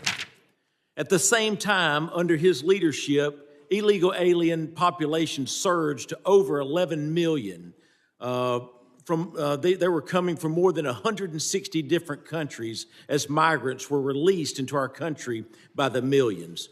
That's what the Biden administration, in concert with Secretary Alejandro Mayorkas, did to America. They sold America out. The consequences of their failures were predictable. When the United States failed to enforce its border, the winners are not legal immigrants or American communities. It's the cartels, drug smugglers, human traffickers, and violent criminals. We didn't need new laws to stop this crisis. We needed a president willing to enforce the laws already on the books. President Trump did exactly that. Another promise made, another promise kept. And today, the number of illegal aliens being released into our country is zero. Zero. That's what it took a president to make the hard decisions, and America is better because of it. So my question is straightforward. Commissioner Scott, was Secretary Mayorkas telling the truth when he testified before this committee that the border was secure? Consistent with my prior testimony, no, he was not. As you stated earlier, the underlying immigration laws haven't fundamentally changed in decades. What has changed is how different administrations choose to enforce these laws, particularly during the previous administration. It was 100% orchestrated to allow illegal aliens to invade our country under the Biden administration. From an operational standpoint, how important is consistency and enforcement for deterrence and border control? It's extremely important, and we keep talking about immigration, but let me remind people, border security really is national security. The cartels use illegal immigration to literally overwhelm law enforcement at the border and bring in all kinds of other threats. It's the second wave that always is the most critical. The Interior Enforcement sent a message around the world that we're not going to just let you go. It took away the marketing ability of the cartels to get people to come to the border and overwhelm law enforcement. This all works together. It's critically important because it is national security. Thank you, Commissioner. The men and women of DHS deserve our respect and the ability to do their job effectively without mixed signals from Washington. I also want to be clear, I support the men and women who work every day to secure our borders and enforce federal immigration laws. But lately, we've seen growing strain on political rhetoric that goes beyond policy disagreement and targets the legitimacy of law enforcement itself. Rhetoric that puts a target on the backs of agents doing their jobs. Acting Director Lyons, we keep hearing calls from left-wing politicians to abolish ICE. Some, including many who should know better, have denounced federal law enforcement as secret police. How would you respond to these reckless attacks? Sir, I can speak from personal experience, having served multiple administrations, that the men and women of ICE are out there every day doing the law as it's written. What are the consequences of not enforcing federal immigration laws? Sir, if you look at what ICE has done, if you look at the amount of, as I said earlier, the amount of known and suspected terrorists that we removed from the country, we arrested 1,477 this year and removed 1,480. Just that impact alone, along with the 7,800 gang members, makes a significant impact on public safety and national security. Thank you. Turning to you, Director Edlow, the U.S. Citizenship and Immigration Service plays a role in administering legal immigration and protecting the integrity of the system. When immigration enforcement is undermined or treated as illegitimate, how does that affect USCIS's ability to manage lawful pathways, prevent fraud, and maintain public confidence in the legal immigration process? It makes it absolutely impossible, Congressman, and that's why we've done everything we can to administer that system now and to not cut corners that were previously cut during the last administration. Thank you. Mr. Chairman, I yield back. The gentleman yields back. I now recognize the gentleman from New York, Mr. Goldman. 5 minutes of questions. Thank you, Mr. Chairman. Mr. Lyons, what guidance have you given to your agents about asking people walking on the streets of America to show proof of citizenship? Sir, as I stated earlier, the men and women of ICE, deportation officers, special agents, we conduct targeted intelligence-driven operation. We don't walk around on the streets asking people about their American citizenship. Really? So all of those individual American citizens who have been randomly asked are lying. Is that what you're saying? Sir, if the men and women of ICE are conducting an investigation, whether it be for Title 8 immigration enforcement or Title 18 criminal enforcement, they'll ask someone their nationality. Right, but that's not targeted because they're asking all sorts of American citizens, including off-duty law enforcement. Now, have you directed at any point your agents under the Supreme Court's racial profiling ruling to only stop non-white people and those who look like immigrants to ask for their citizenship papers? No, sir, I haven't. Now, you are aware, of course, and there's numerous well-documented instances of people, American citizens, being asked to show and prove their citizenship. Do you know what other regimes in the 20th century required similar proof of citizenship? Yes, sir. What? Sir, there was various nefarious regimes that did that. Is Nazi Germany one? Yes, but Is the Soviet Union one? I honestly, sir, I'm asking the questions. Is the Soviet Union one? Yes, sir, but I totally, this is the wrong type of questioning. I'll tell you what the wrong type of actually, thing sir, is. Sir, it's my Holocaust time. Museum Reclaiming is my down at 14th time, and sir. Independence. If you want to go see Reclaiming my Nazis, time, that's what Mr. it is. Chairman. It's not the men and women of ICE that are out there doing it every day. So to say that the men and women of ICE that Mr. Chairman, I'm reclaiming my time. I would like my time back, please. Please give me another 15 seconds because he was unnecessarily speaking. You said in your opening statement that references to ICE as the Gestapo or the secret police encourages threats against ICE agents. 100%. The problem is you have it backwards, sir. People are simply making valid observations about your tactics, which are un-American and outright fascist. So I have a simple suggestion. If you don't want to be called a fascist regime or secret police, then stop acting like one. But people are simply just observing what they are seeing. And that's why people are making those comments. Now, I was a prosecutor for 10 years, prosecuted mob bosses, organized crime, violent criminals, the actual worst of the worst. Not a single criminal law enforcement agent that I worked with wore a mask to conceal their identity. But your department, which is a civil law enforcement agency, is defending the use of masks by your agents because of a so-called rise in threats and assaults against your officer. Now, you said in your opening testimony that assaults against ICE officers are up by more than 1,400%, which is now even more than the 1,300% that your gaslighting spokesperson, Tricia from Ohio, has recently been citing. But here's the problem. There are two separate, very detailed, very thorough investigative reports based on your own data that both conclude that assaults against ICE officers are up about 25%, which is far less, of course, than you assert, and far less than you would expect from an agency that has more than doubled its hiring and has an even greater increase in arrests. Now, why is that a problem, Mr. Lyons? It's a problem because the explanation that your agents are wearing masks because of fear of assaults or doxing is outright bogus. You and your untrained, unqualified, unvetted, unidentified agents are intentionally terrorizing our cities and communities all over this country to avoid accountability for their excessive force and their lawless actions. That is why you're wearing masks, so no one can hold you accountable, and you know that the FBI is not going to, because notwithstanding all of the investigations all of you say are going on, the Department of Justice and the FBI has stated they are not investigating those two murders. This is not the America that I know and love. This is not the America my immigrants came to. And it's long past time that you rein in your out-of-control agency and start following the law and the Constitution, and I yield back. Gentleman's time has expired.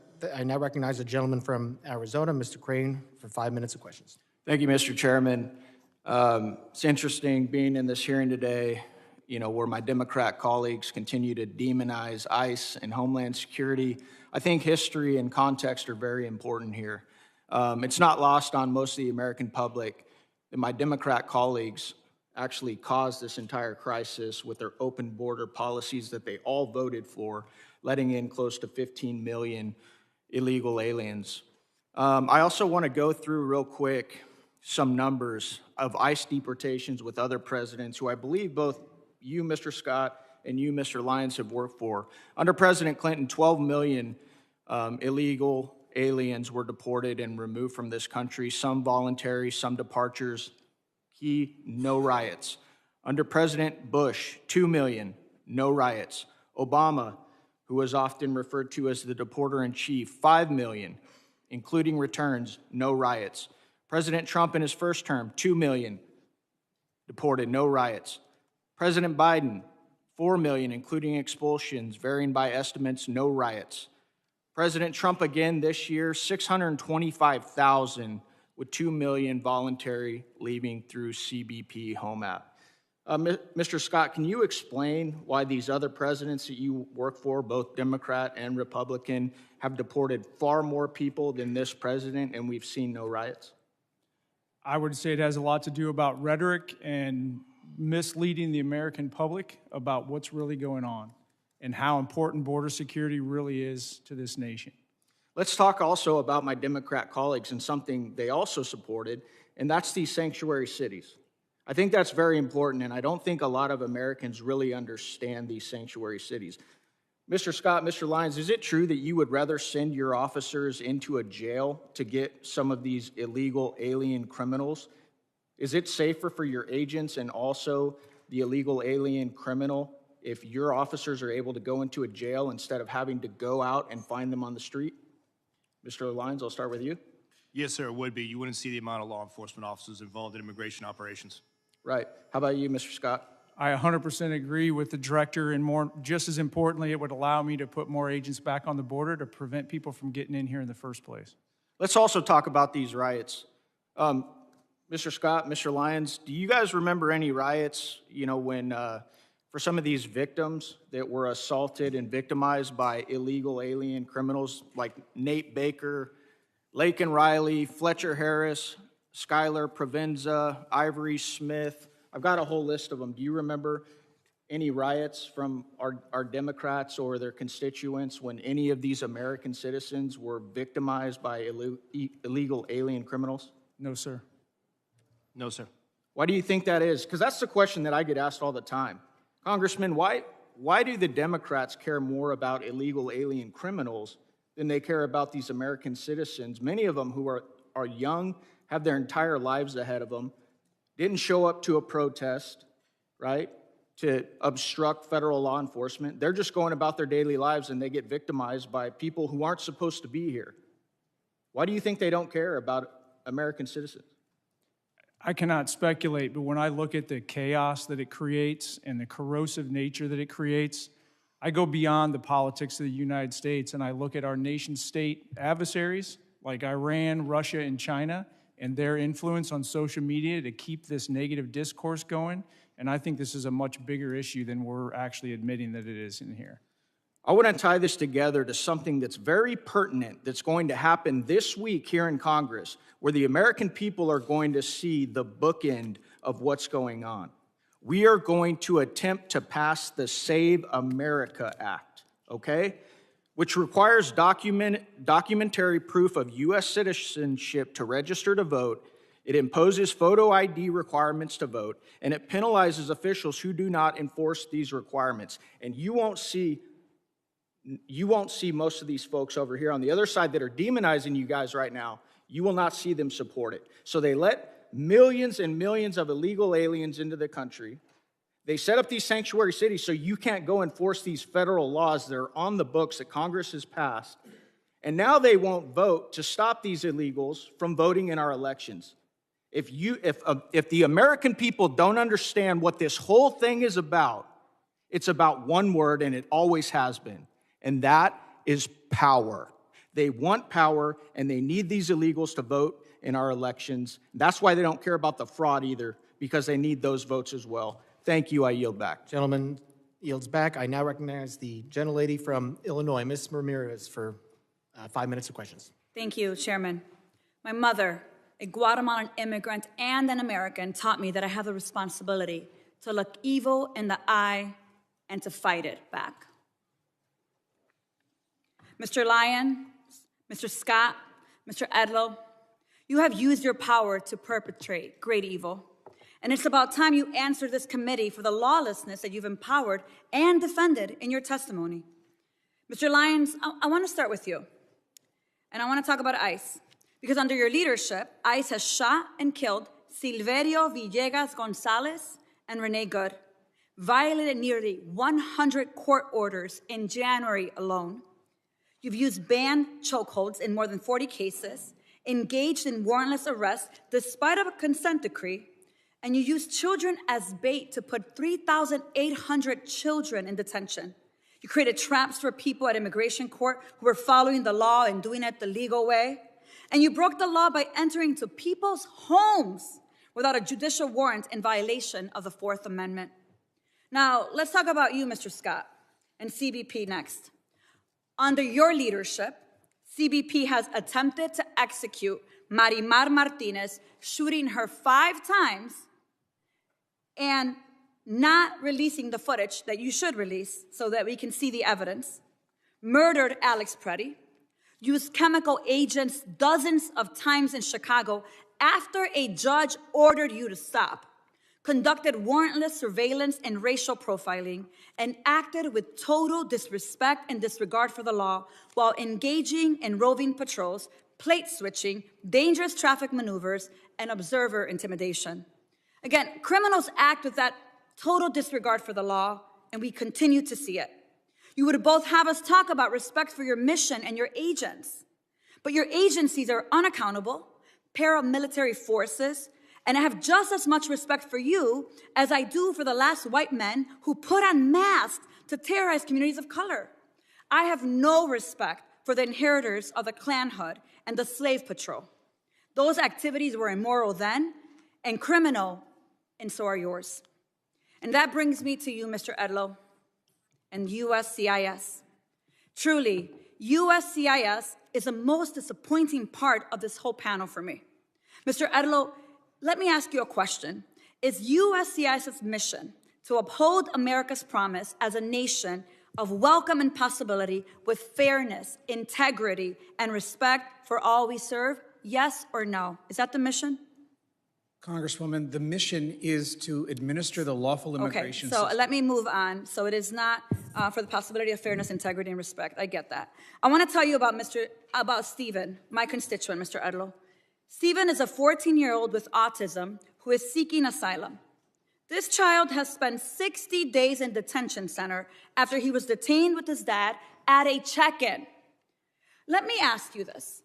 What kind of agency would strip asylum protections from children, even those with pending asylum claims, and deport minors without due process? You don't have to answer that. It's your agency, Mr. Edlow. You are doing that to Stephen, my constituent, an 8th grader. You have abandoned the mission and allowed USCIS to become a tool in DHS's abusive enforcement apparatus, Mr. Edlow. It is shameful to see what USCIS has become. As I've said before, DHS, ICE, and CBP, they're not really rogue. Congress designed DHS to violate our rights under the pretense of securing our safety. I'm gonna say it loud and clear, and I'm proud to stand by what I say. DHS cannot be reformed. It must be dismantled and something new must take its place. Because if we let DHS persist, it will continue to be a weapon that can be pointed at anyone the government considers the public enemy. And let me tell you, fascism always requires a public enemy. But the power of the people is stronger than the weapons they would wield against us. So Mr. Lyons, Mr. Scott, Mr. Edlow, you have weaponized the government. You have supported a fascist enterprise at the expense of our constitutional rights. You have violated the law. But let me remind you, you will not always be in power. One day, you will be held accountable for your role in this dark moment in America, in our nation's history. I guarantee it. And with that, Mr. Chairman, I yield back. Gentlelady yields back. As I said, the issues we're debating here are important, ones that members feel deeply about. While vigorous disagreement is part of the legislative process, members are reminded that we must adhere to established standards of decorum and debate. Witnesses are here today voluntarily, and I will continue to remind members that while oversight is important, aggressively attacking witnesses personally is inappropriate and not in keeping with the best traditions of our committee. And I now recognize the gentleman from Oklahoma, Mr. Burkeen, for 5 minutes of questions. Thank you, Mr. Chairman. Thank you to the witnesses. I want to start with a display over my shoulders. And this is something that is not specific only to Oklahoma. This is something that every member of this committee, if you will go to the DHS website, every constituent of every member of Congress, if you're curious of really the dark days, I want you to go to the DHS website and I want you to look at those not far from where you live, moms and dads, the arrest of illegal aliens who were preying on minors. Just because of a really intentional act by Kate Bryan on my staff a couple weeks ago, and look just in eastern Oklahoma, on the right side of me here, just in eastern Oklahoma, I represent almost all the entirety of eastern Oklahoma. These are just the individuals, heinous acts, to include those with children. And yet I want to read you in a wider, to my left over here, what is happening in the state of Oklahoma. This person was picked up. Angel Nick, sexual exploitation of a minor. Renton Andrew, molestation of a minor. Chan Truding, child fondling. Feliciano Garcia, enticement of a minor. Caetano Lopez, statutory rape. Erasmo Avila, rape and lewd acts with a minor. So for everyone who is in short-term memory, it's the way things operate in the court of public opinion, everyone is looking and you're forgetting the conversations you were having 2 and 3 years ago. If you had teenage kiddos wanting to go outside of your home and you knew that they were going to go to Dallas, Texas, or some city, and you knew that you had to have a conversation with them with what was happening, the 15 million you knew were in the country illegally, that you had no idea what they would be doing, who would they be preying upon. And moms and dads, don't you feel just a little bit safer if we're going to be gut level honest? That's the realization of what the generational opportunity this administration has afforded this country. It's the ability to feel safe over the madness of opening the border for that 4-year period that allowed 15 million people. You don't know where they came from. You don't know their background. You don't know their history. And this that is occurring right now is designed to make sure we have law and order in this country. If you do not have law and order, you don't have prosperity. So to all those who are second-guessing the reactionary moments, to the law enforcement who have to respond in real time, the quarterback who's questioned Monday morning because he's facing the 300-pound defensive lineman, it's easy to do that. But law enforcement walks out of their home every day and is faced with life or death questions. And we have to understand they are the ones who are affording us the opportunity for our children to feel safe against these that are in your backyard. It's not just in the north. It's not just in Minneapolis. It's not just in Minnesota. They're in every state in the country. Go to the Department of Homeland Security website and Google your area and look at who's being picked up in your backyard. That's how we recenter this conversation to truth. I want your children protected. I am grateful for this president who wants your children protected and an administration. The same playbook is happening now to create chaos and take your eye off the real goal, which is to secure our communities, to get back to a place of safety. Mr. Lyons, can you describe, because of not allowing these people to stay in jails, these sanctuary cities are letting them go, thousands released from jail because they will not cooperate with ICE. And when ICE tries to execute a detainer, ask them to hold a criminal illegal alien for potential deportation, how is this compared with other non-sanctuary city regions in the country? Sir, it's night and day. With the jurisdictions that we do have cooperation, we're able to take that individual in a safe, secure environment. Not only is it a safe, secure environment for the officers and agents, but it's also for the individual and the community, because we only need 1 to 2 officers to make that arrest, where now we're historically 5 or 6. We need up to 15. From what you've seen in terms of protests in Minnesota and elsewhere, do you get the sense these agitators are trying to provoke your agents into reactions? Yes, sir. Can you expound upon that?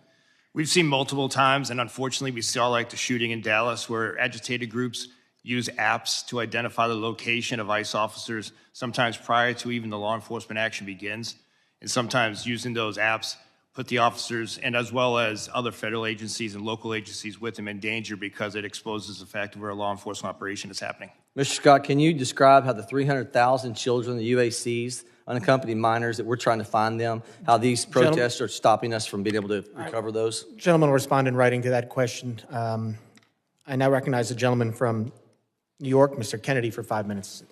Thank you. Mr. Lyons, your written testimony today does not make one single mention of Renee Nicole Good or Alex Preddy. Not one. 2 American citizens have been murdered at the hands of your agency, and you have deliberately chosen under oath before Congress to ignore these tragedies. And so today, in my 5 minutes, I look forward to getting the American people some answers and some accountability that I believe they deserve. Mr. Lyons, I have some simple yes or no questions. Do you believe the U.S. Constitution provides due process for everyone in this country? Yes. Do you believe American citizens have the right to protest freely without being assaulted or killed by our government? Yes. Do you believe there should be an independent investigation when an innocent person is killed by a law enforcement agency in this country? Yes. Do you believe your agency has a legal obligation to follow court orders? Yes. Well, Mr. Lyons, you have a very strange way of showing it, with a federal judge finding that your agency is in violation of 96 orders in 1 month alone. And that's just Minneapolis, Minnesota. Renee Nicole Good and Alex Preddy, both American citizens, both dead at the hands of federal agents.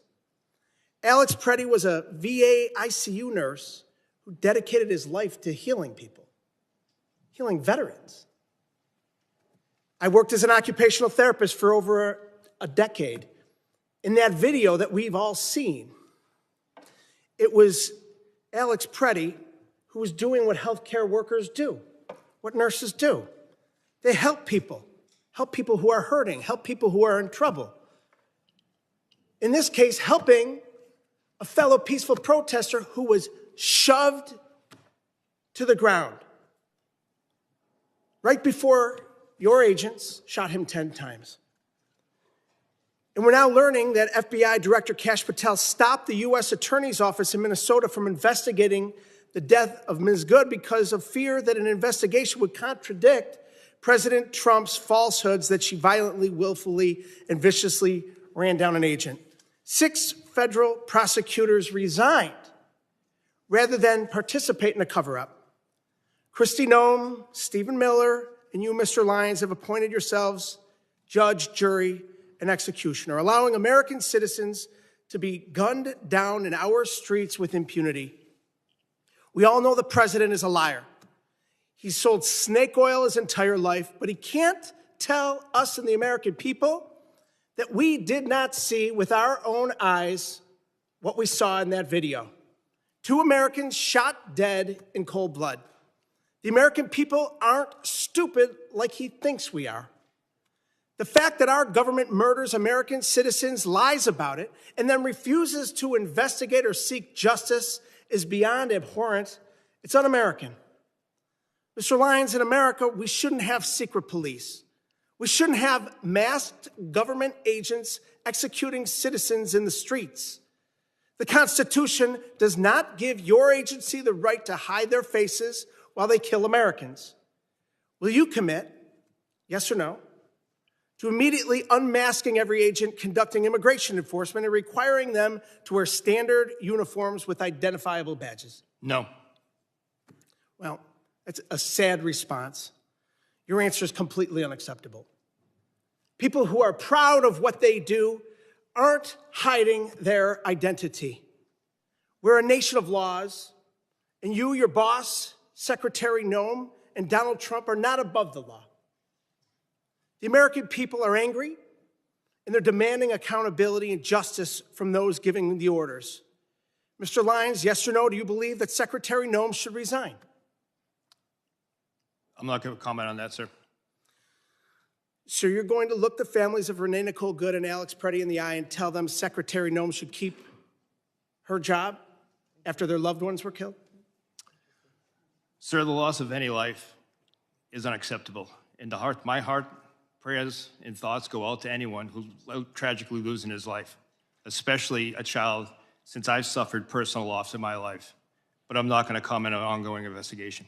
Well, Mr. Lyons, the American people are watching. Your unwillingness to demand accountability from your own leadership speaks volumes. 2 American citizens Gentleman's are dead. time is expired. The American people deserve Gentleman's time is expired. Members are reminded that we must adhere to established standards of decorum in debate. It is a clear violation of the rules of the House to make statements that might be personally offensive to the President or the Vice President of the United States. I now recognize the gentlelady from South Carolina, Ms. Biggs, for 5 minutes of questions. Thank you, Chairman Garbarino, and thank you to our witnesses. A big thank you for what you do each and every day to secure our border and to carry out the will of the American people. You know, this Trump administration and the CBP and ICE, they've done a stellar job of securing our border. And we can just look at the numbers. They tell the facts. Crossings are down from a high of over 300,000 a month under President Biden to around 10,000 a month under President Trump. However, the lax border policies of the Democrats have flooded our country with tens of millions of illegal immigrants. This invasion was facilitated by sanctuary cities. Most cities will hand over criminal aliens with a deportation order to ICE, but sanctuary cities refuse to do so, often releasing them back into the public around our communities, our children, and making it unsafe. Cities like Minneapolis pick and choose which laws they want to enforce, and by doing that, they place our federal law enforcement in danger, forcing ICE agents to make arrests out in public, something that could be avoided if sanctuary cities simply cooperated with the federal law. At the same time, radical leftists have stirred hysteria over routine immigration enforcement, calling immigration officers the secret police and even the Gestapo. Let me be very clear, this rhetoric has consequences.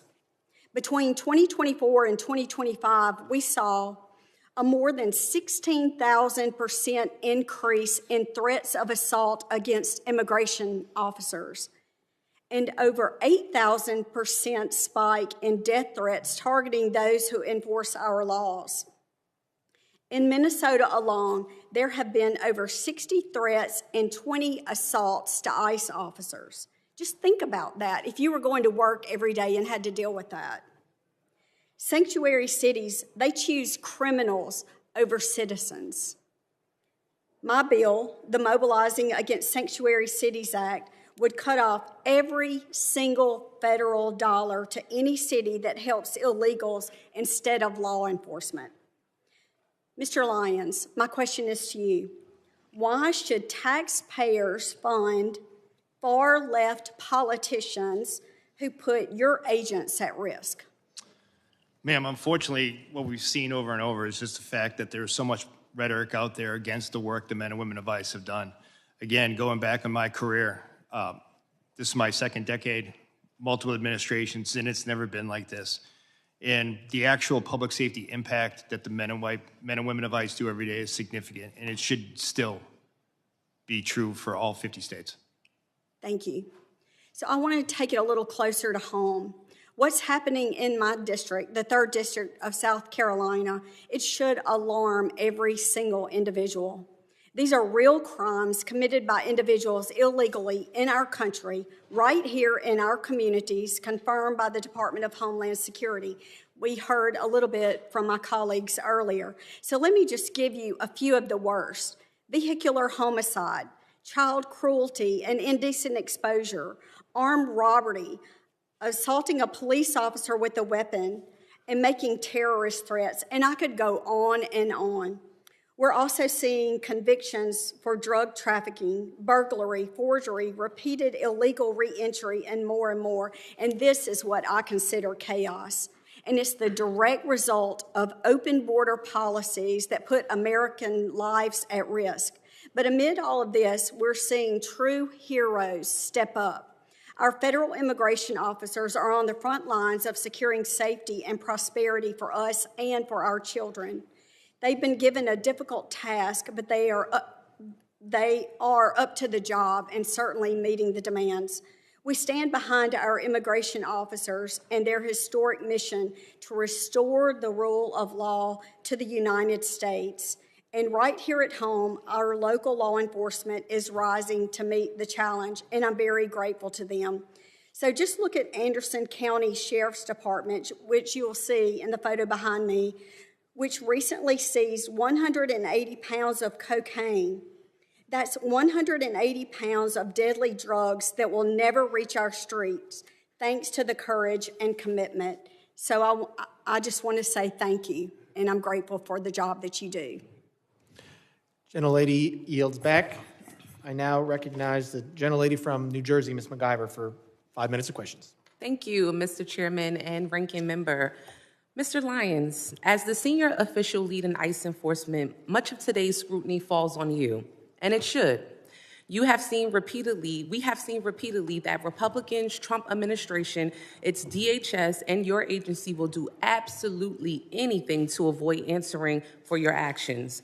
When I showed up to inspect Delaney Hall, a private prison that you contract with, ICE tried not to give us an oversight tour.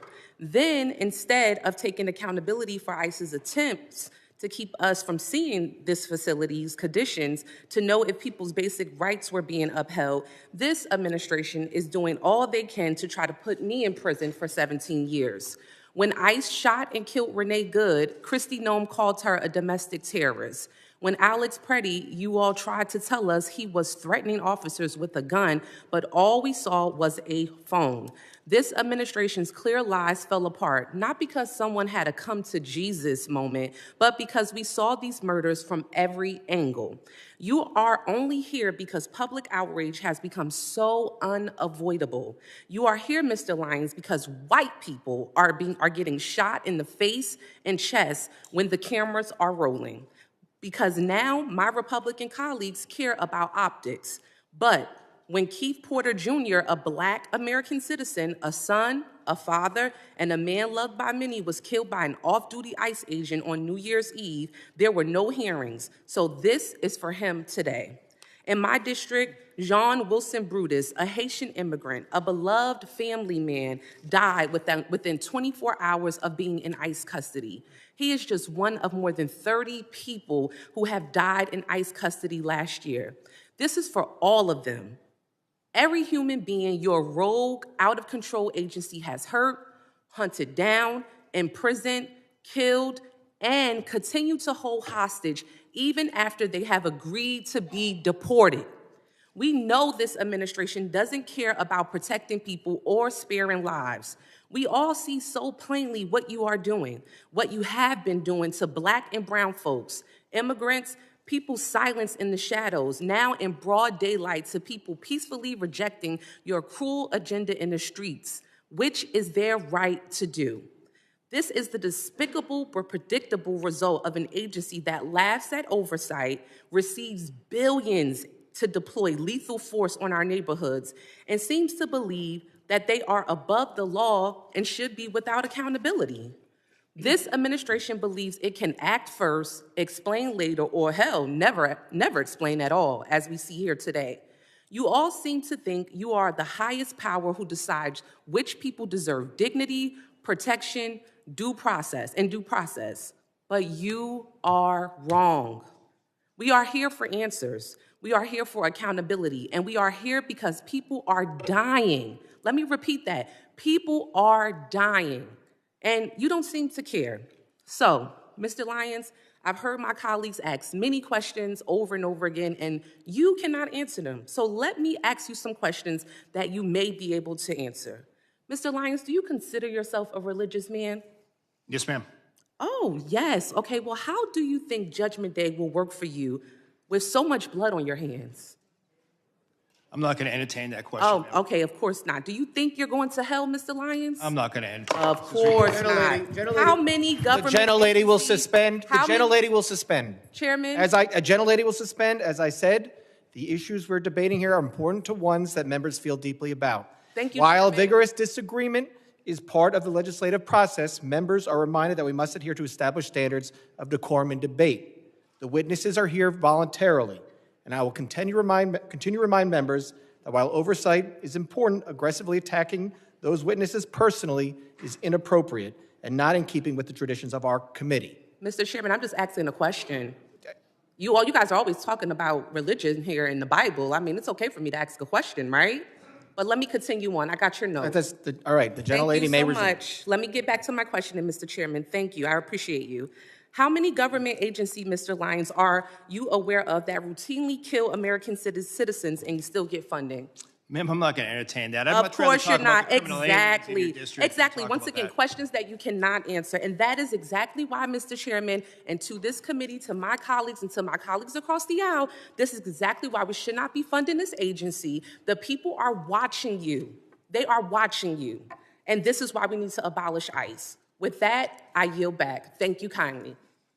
Gentlelady yields back. I now recognize the gentleman from Colorado, Mr. Evans, for 5 minutes of questions. Thank you, Mr. Chairman, Ranking Member, for this important hearing. This past year has been historic for national security thanks to the joint work between the agencies present today and our Republican colleagues. The Big Beautiful Bill unlocked billions of dollars to finally secure the border and deliver much-needed support for law enforcement officials who keep us safe every day, slashing things like the scourge of overdose deaths that claimed approximately 400,000 lives under the previous administration, and this is despite increasing violence against federal officers, which has been inspired by fear-mongering from the Democrats. As a soldier for 12 years, as a cop for 10 years, and as the only Latino in Colorado's delegation, it's been my long-standing position that with a secure border, we must use all available resources to target the worst of the worst, violent offenders like murderers and rapists, and so-called nonviolent like drug dealers and thieves and child porn producers. Get the gangsters, not the grandmas. Director Lyons, is ICE's priority the apprehension and removal of criminal non-citizens rather than the broader population of illegally present individuals? Yes, sir. ICE's continued focus is on the criminal aliens that are in our neighborhoods. Thank you. Unfortunately, Democrats in my state in Colorado champion soft-on-crime sanctuary policies at the state level and in cities like Denver, which borders my district. These policies not only impede federal investigations that target cartels, gangbangers, entities like Tren de Aragua, MS-13, the Sinaloa cartel, but they also endanger our communities by releasing dangerous criminals back into the streets who continue to traffic drugs, steal cars, intimidate families, and recruit children. In fact, fentanyl overdose rates in Denver are going up in 2025. It's common sense that when local or state police arrest an individual for a crime, those officers should be able to obtain basic information about the arrestee, and those state and local officers should then be allowed to share information with federal law enforcement to communicate threats, honor detainer requests, and work together to ensure national security and public safety. So, Director Lyons, can you please explain how ICE works around sanctuary policies to go after the worst of the worst? And do these sanctuary policies that release criminals back into the community increase or decrease ICE's presence in the community and the temperature of the interactions that ICE has with the community? Sir, when we deal with sanctuary jurisdictions, we do have to have more law enforcement officers in the street. Like I said earlier in my testimony, we'd much rather have the chance to take a aggravated felon, repeat DUI offender into custody at a prison, local jail, or some type of lockup environment where it's safer for my officers and for not only the individual, but that community as well. And then given the opportunity to take that person into custody before that person can reoffend. Unfortunately, as a field office director, when I ran the Boston field office, we saw too many times that we placed a detainer on a sexual assault individual who just went out later after the detainer was dropped to rape again. And that is why we need cooperation at all levels, especially the local and state. Thank you. Director Lyons, my district, 40% Hispanic. It's full of successful business owners and strong immigrant families. Unfortunately, my colleagues across the aisle are fanning the flames of fear for their own political gain in my Hispanic communities, scaring people over events that haven't happened in my district. So I'd like for you for just a brief moment to speak directly to my constituents who are legally present in the U.S., not criminals, but who are fearful of being searched or detained via immigration efforts. Should they fear ICE? And what policies does ICE have to prevent the seizure of people with legal status? Sir, ICE officers and special agents are trained in the Immigration Nationality Act. So anyone that is here legally or lawfully or a U.S. citizen should not be concerned about being deported or detained. Unfortunately, many times there are individuals that are with criminal illegal aliens. And sir, as you being a former law enforcement officer, you know, you arrive on a scene, you ID everyone in that case. If we're looking for an individual and someone is here present in the country legally, then we're going to take action. We're not going to turn a blind eye no more. But someone that's in the country lawfully should not feel scared to walk down the street, drive. Thank you. Sorry, I got 23 seconds left. I have one thing that I want to ask. As a cop, if I had an arrest warrant, and there's a difference between arrest warrants and search warrants. If I had an arrest warrant for an individual and I thought they were in the house, or if I was assisting social services with a child removal, I still had to have an arrest warrant to go in the house. So I have many questions about the memo saying that you don't need a warrant to go into the house. Will you commit with me at a later date to discuss this? 100%, sir. I would look forward to sitting down and discussing that. Yield back. Gentleman yields back. I now recognize the gentlelady from Texas, Ms. Johnson, for 5 minutes of questions. Thank you, Mr. Chairman. I would like to, Mr. Lyons, I wanted to just follow up on a statement that you just made, which is that if you're here legally and lawfully, you should not worry. I think the problem is there are many, many immigrants that are here legally and lawfully that are very worried because they have been snatched off the streets. They have had their face beat in by ICE agents. They've been yanked out of their car. They've been driven around and harassed. And so that is, I think, at the end of the day, the key nut of the crux here, which is that, unfortunately, there is not just this focus on criminals and that people who are here in legal status. And for example, I have an example of this that I'd like to highlight for you. Back in October, Maher Tarabishi, a North Texas resident who was allowed to be in this country legally and was under a supervision order to check in on an annual basis since 2008, and did that because he had an adult disabled son. And so he was here working as an IT consultant and was here in the legal process to take care of his adult legal son. He went to check into his appointment. It so happened to be at the time that the Dallas ICE office was closed due to the shooting. And so he was not able to check in. When he went back to check in, he was immediately snatched up and detained because he missed his appointment. That was unavoidable because the office was closed. He told everyone here was he in legal status. He had been here since 2008. And he had an adult disabled son that would likely pass away if he was not released. He was not released. His son died. And then to complicate it, he was not allowed to go and attend the funeral. And he's still in detention in the Bluebonnet facility in Texas. He is not a criminal. He has no criminal history. He was here legally. That is an unacceptable outcome. And I would like to know if you are willing to review his case and help us get his release, because he should not be in the Bluebonnet detention facility under these facts. Yes, ma'am. I'm committed to reviewing that case for you. I appreciate that. The other issue that I am really very concerned about is these warrantless entries into people's homes. It is a problem that is of epic proportion. There was just recently, yesterday, circulation, a Latino family, ICE just broke into their home without a warrant. And there was an example where they arrested a man in his pajamas who had every right to be here as a U.S. citizen, but wrongfully snatched out in the freezing cold without a warrant to do so. The problem that we're having, nobody wants to see attacks on ICE agents, sir. But this is something I have brought up in this committee time and time again, which is, unfortunately, under your leadership and under Secretary Noem's leadership, this rogue brutality that ICE agents are inflicting upon the people of this country is not being reined in. It's not being, the agents who are abusing their power are not being held accountable. I'm sure that there are many, many fine agents who are doing everything they can to exercise their duty lawfully. But the problem is there are agents who are not. And the power that they have has gone to their head, and they use that power unconstitutionally in violation of many people's direct constitutional rights. And what you're seeing in this country is the fact that your agency, it's not stopping. And rather than saying, yes, we're going to take steps to keep these people who are abusing their power and who are terrorizing citizens of this country wrongfully, that we're going to hold them accountable, rather than well, that's what we want to see.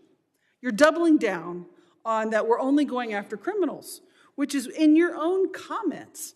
You said that you had 397, I think that's right, 379,000 arrests, but only 8,700 of them were suspected gang members or known suspected terrorists. That's 2%. And the problem is we can't terrorize 98% of the people in this country that have been wrongfully detained for 2%. That's not how the system works, and that is not okay. And so we have to do a better job. And so what procedures are you putting in place to hold agents accountable who clearly have a hot trigger and who clearly abuse their authority because someone has a phone and a whistle? Ma'am, ICE does have the Office of Professional Responsibility. It's a robust internal investigation agency that does investigate allegations of special agent or deportation officer misconduct, and we do take everyone seriously, and we do investigate those. Well, those are not being publicly reported, and so that's where there's a huge breach of the public trust, because there does not appear to be any accountability, sir. Thank you, and I'll yield back. Gentlelady yields back. I now recognize the gentleman from Pennsylvania, Mr. McKenzie, for 5 minutes of questions.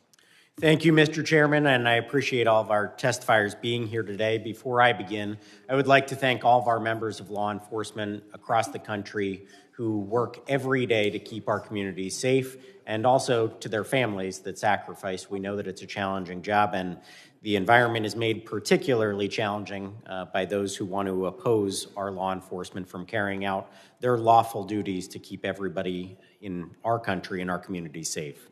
As was discussed earlier, there are a couple areas, though, where I think it's appropriate to discuss potential reforms and the way that we can improve our government operations. DHS guidance indicates that ICE does not arrest or detain U.S. citizens. On the other hand, social media is full of reports and accusations that this is occurring. As you know, any accusation that an American citizen's rights are violated is very serious. Can you clarify, Mr. Lyons, whether this is something that it occurs, and what are the circumstances where a U.S. citizen might be detained, and what steps does ICE take to prevent mistakes? Yes, sir. I appreciate the question. Well, unfortunately, there's a misnomer that ICE is just a civil enforcement agency, and that's completely wrong. ICE enforces over 400 criminal statutes as well. Special agents, especially with the Homeland Security investigations, They're consistently out there doing human trafficking cases, drug cases, terrorism cases. And we do encounter U.S. citizens, and those who do commit federal crimes are arrested. But under Title VIII, no U.S. citizen is subject to civil immigration enforcement, and that just doesn't happen. There are multiple safeguards in that way, and if a U.S. citizen is detained in the course of an immigration investigation, they're quickly released. We don't take action on American citizens. If it does occur where a U.S. citizen is detained during the course of another investigation, how is that documented and conveyed to the public about the fact that this did occur and what the circumstances around that were? So, sir, if you say it's a separate investigation, if it comes to a criminal case, obviously a lot of those are under seal or ongoing investigations. We won't expose that. But we're transparent in the case when it comes to any U.S. citizens that's detained in any law enforcement operations that's subsequently arrested.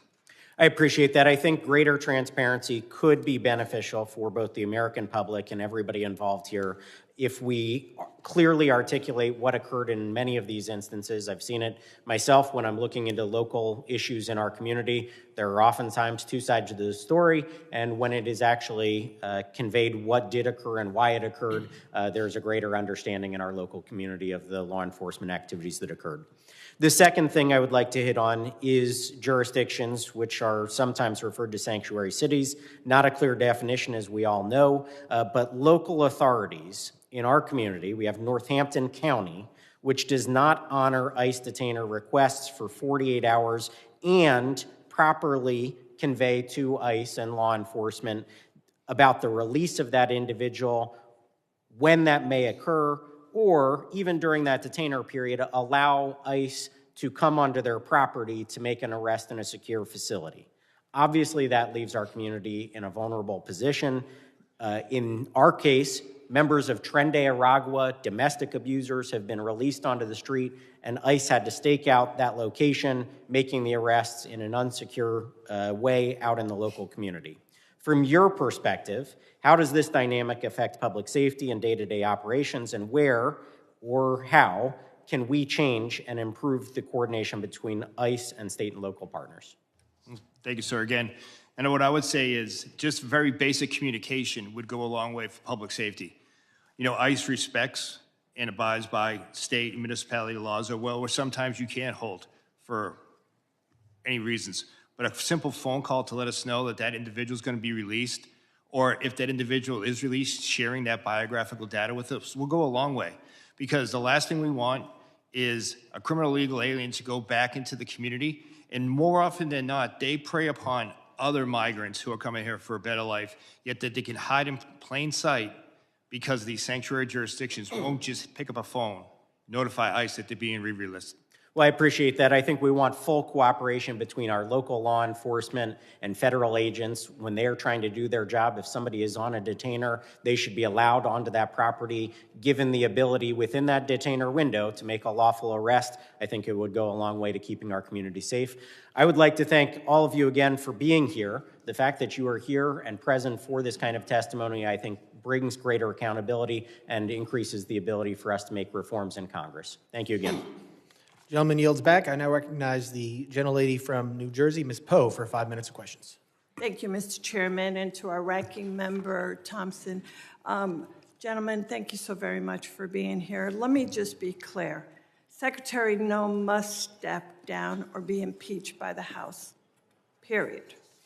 The lawlessness, the cruelty, the outright viciousness that she has created has destroyed an agency whose very mission is to protect our country.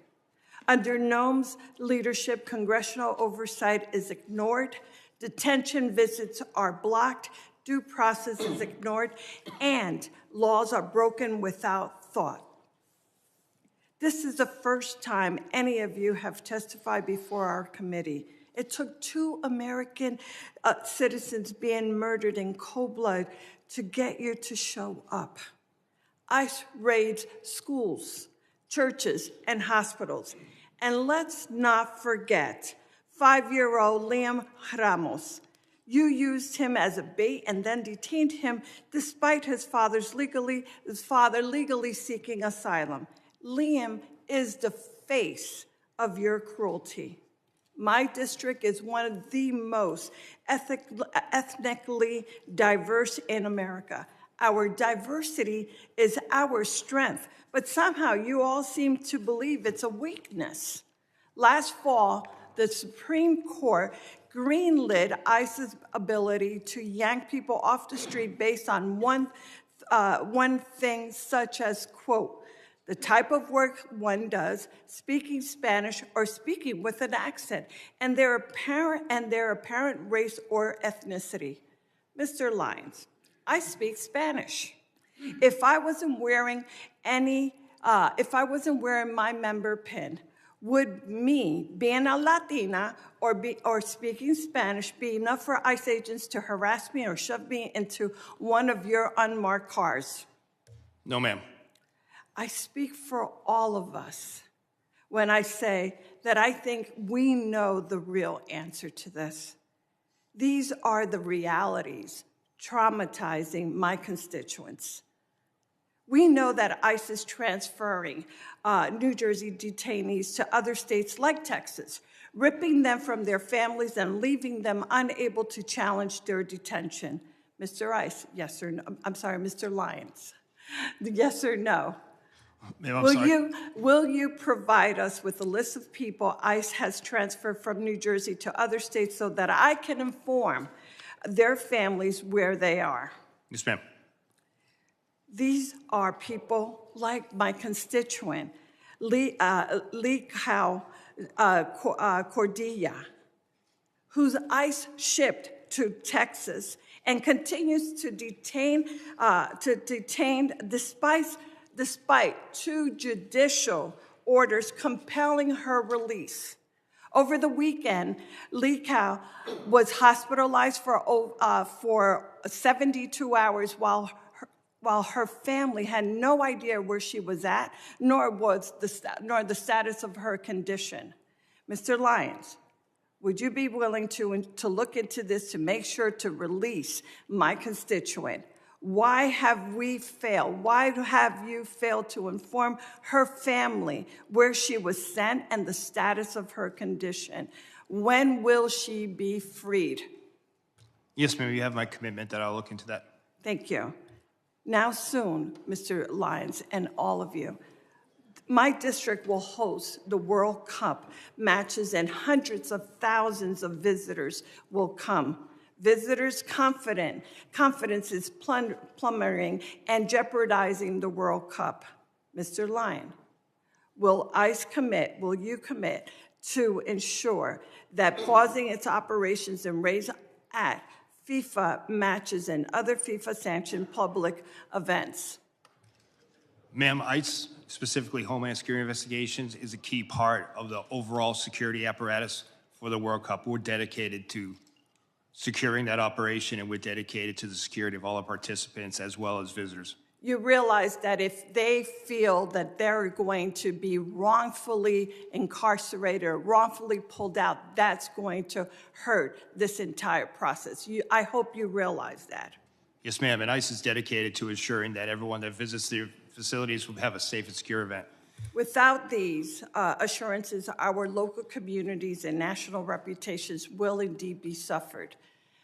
Thank you, Mr. Chairman. I yield back. Gentlelady yields back. I now recognize the gentleman from North Carolina, Mr. Knott, for 5 minutes of questions. Thank you, Mr. Chairman. Using the trope, diversity is our strength as an excuse for lawlessness is unbelievably naive and dangerous. Nobody in this room would say that diversity is a bad thing. Lawlessness is a bad thing. Law and order is much more of our strength than open-bordered policies that welcomes anybody with no vetting.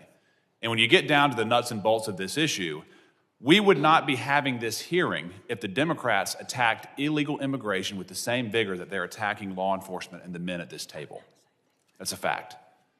And it's worth noting that the dishonesty in framing these issues has been unbelievably obvious, it's been consistent, and just as an anecdote, Mr. Lyons, was Liam used as bait by your agency? No, sir. Actually, law enforcement officers took care of the child after the father abandoned him at a... Walk us through what that means. So, sir, the individual that was driving that vehicle with Liam was in fled from the scene from the officers. Officers He was obviously upset. We comforted him. The officers actually placed him in one of our vehicles, played his favorite song, favorite music. Then they took him to McDonald's. You all got him McDonald's. So you all did not abduct him. You did not use him as bait. Any characterization of that is a lie. And it has been repeated over and over by the Democrats to frame your agency. You know, it's worth noting again that the Democrats fought to prevent any vetting of 20 million illegal immigrants into this country over the last 4 years. They attack agents rather than those who are assaulting agents today. They continually misframe what's happening in the ground. They continually malign the law enforcement officers who are providing legal structure to otherwise lawless landscapes in this country. And it's worth noting that there have been roughly 2 million people in the country who have been removed in the last year, some voluntarily and then some by forced deportations. We've heard roughly about 25 cases of alleged abuse. Some of them, as I just pointed out, are dishonestly framed. But let's do a favor to the Democratic side. Let's increase that number by 1,000 times. 25,000 cases of alleged abuse or improper protocols. We are still operating at roughly 99% proficiency. Given the scale of the problem, the scale of the solution that you all are operating under, your agents are doing a remarkable job, and I thank you. But one issue that I want to talk about is this idea of sanctuary policies. Sanctuary policies is not just a passive relinquishing effort. It's an active obstruction. Isn't that true, Mr. Lyons? Yes, sir. And what I mean by that is, when I say it's an active, to be specific, there are sanctuary states and cities that will release violent criminals rather than handing them over to pursuing federal law enforcement. Isn't that correct? That is correct, sir. I left the hearing a few moments ago just to find a quick example. Here's one right behind me. Just 30 hours ago, an illegal alien arrested for stabbing an American in the back. He was charged with attempted murder. He pled to a lesser offense. The feds wanted him, sought a detainer, and then rather than hold him for your agent's pickup, he was released back into the streets of Maryland. That is not an unusual action from local hostile law enforcement, is it, Mr. Lyons? No, sir, that's what we face every day. So we've heard the Democrats complain that we're not getting the worst of the worst, but their sanctuary jurisdictions that control roughly 40% of this country's population will actively release sex predators, drug dealers, violent offenders, rather than hand them over to you for deportation. And these are people who are already in custody. Am I correct, Mr. Lyons? Yes, sir. The individuals were already deemed a public safety threat by local or state law enforcement. And then when they get a federal detainer, they will release them on the street rather than turn them over for deportation. Yes, sir. It's disgusting. Mr. Scott, I want to talk to you briefly. I'm running out of time. How many cities does your agency operate in? We operate nationwide. Why is it that there is so much tension in Minneapolis, St. Paul right now? Because paid agitators are actively trying to stop law enforcement action. Without that, you wouldn't even have any idea most of these arrests were taking place. In many parts of the country, local law enforcement assists your efforts to bring legal structure to these lawless areas. Isn't that correct? That's correct. And when order is maintained, you can do your job peacefully, correct? Correct. And all we've ever asked is for law enforcement to do their job, not necessarily. In Minneapolis, St. Paul, local law enforcement in some cases have been prohibited from maintaining order so you can do your job. Isn't that correct? Correct. Gentleman's time is I yield expired. back. Thank you. I now recognize a gentleman from Virginia, Mr. Walkinshaw, for 5 minutes. Thank you, Mr. Chairman. Director Lyons, your opening statement referenced the importance of protecting children, and I'm glad to hear your commitment to that. I want to focus on one of President Trump's mass deportation policies that the experts say harms children: child detention. In this administration, under your watch, ICE has booked nearly 4,000 children. And 1,000 of them have been held longer than the court-ordered 20-day limit. Recently, ProPublica obtained handwritten letters and drawings from children detained by ICE.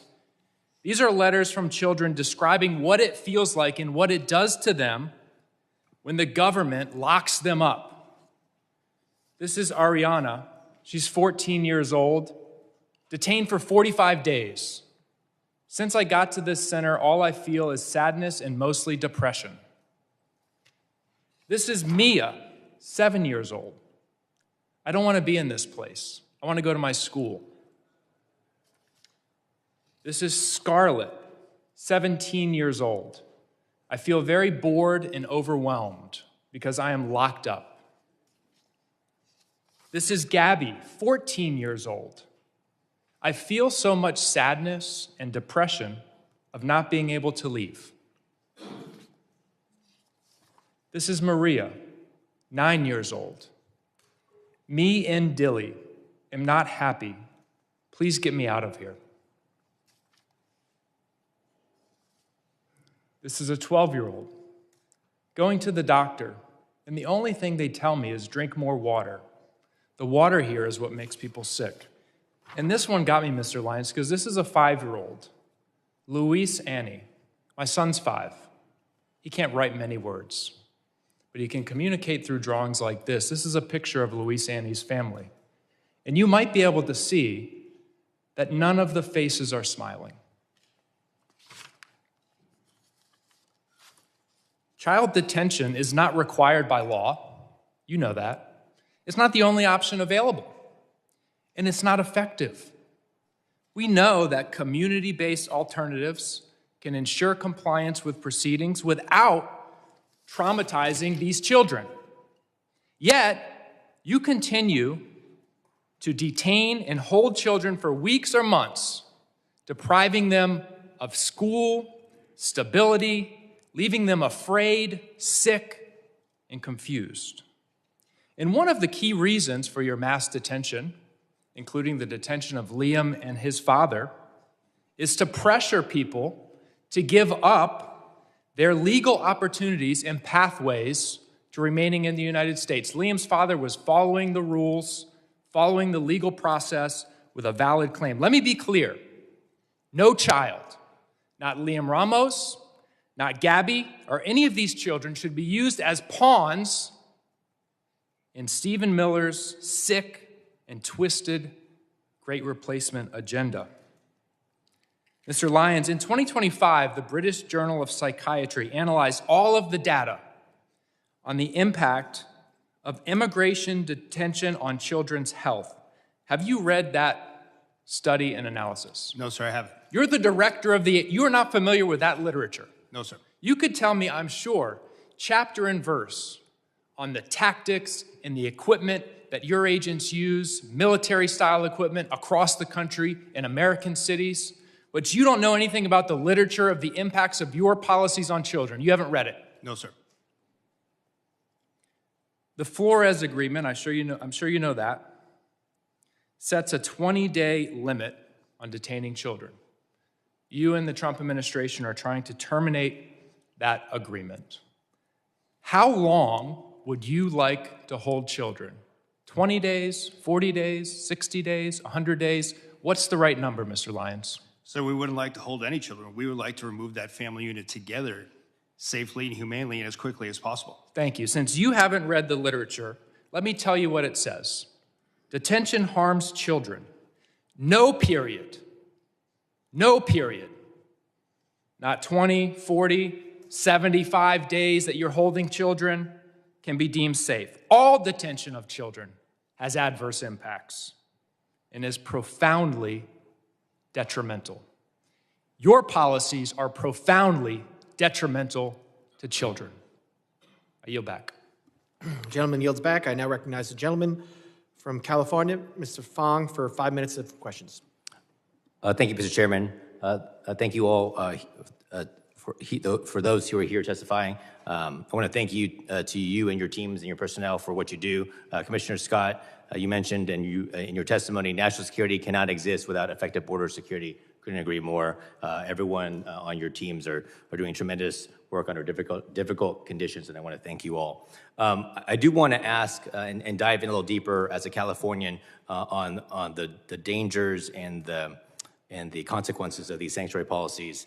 Director Lyons, I was in the state legislature in 2017 when sanctuary state policies were put in California. I opposed SB 54 because at the time, and everything has proven to be true, it was outlined that the impact on ICE and Border Patrol agents was that there would be reduced information and access, agents would be conducting higher risk enforcement operations, and that there would be operational constraints when it comes to limiting cooperation between state and local law enforcement. I wanted to get your perspective, Director Lyons, and I'll go to you, Commissioner Scott, as well. Can you give specifics on how these sanctuary state policies impact your operations in real time compared to non-sanctuary operations? Well, sir, for ICE, what I would I'll refer back to what we talked about earlier in my testimony, the fact that when state or local or county agencies don't cooperate with Immigration and Customs Enforcement, it forces us to go back out to the community, which we don't want to do. It also increases the number of assets we have to put towards that arrest. Like I said earlier, I would much rather send 1 or 2 agents or officers to make that arrest in a safe, secure location rather than being out in the street. It's safer for everyone involved. And before I go to you, Commissioner Scott, and answer, I just want to let everyone know, in California, and I think it was just reported a couple days ago, there were currently 33,179 illegal aliens in the custody of California jurisdictions with active detainers. The crimes of these aliens include 399 homicides, 3,313 assaults, 3,171 burglaries, 1,011 robberies, 8,380 dangerous drug offenses, 1,984 weapon offenses, and 1,293 sexual predatory offenses. These are the real-world consequences, isn't that right, Commissioner Scott? When we don't have cooperation, they're released into the community? Those are exactly the consequences. And I would just add, California specific, they went above and beyond everybody else. I mean, in a negative way. They prohibited state and locals when they saw a crime taking place in front of them from sharing that information with us. San Diego, for example, right after that law was passed, a highway patrol pulled over a U-Haul van, and it was a smuggling event, probably a human trafficking event. A Border Patrol agent just happened to roll up on it and found out, luckily. But that highway patrol was disciplined and actually investigated internally, and that sent a chilling effect across the entire state of California, that not only can you not actively help us, you couldn't even pass information to us in a normal course of duties. Border security law enforcement's a team sport. We need to be working together, not against each other. Now, can you explain what would have happened, and I think you alluded to it, but what would have happened prior to that? If there was local and state coordination with federal law enforcement? On a daily basis, especially along the southwest border, and let's not forget, and the coast, because we have boats coming in, when a state or local agency would see illegal activity that they could take action on, and then they saw a federal crime, they would contact us. It happened all the time, and that completely ceased to exist when SB 54 was passed. And these crimes, of course, as you mentioned before, if you go into specifics, I mean, this is trafficking, both humans and drugs. This is rape, assaults. I mean, anything, you're telling me that if any of those crimes occurred, if right now in California, if someone witnessed it, if a state law enforcement or local law enforcement witnessed these crimes being committed, they could not notify you?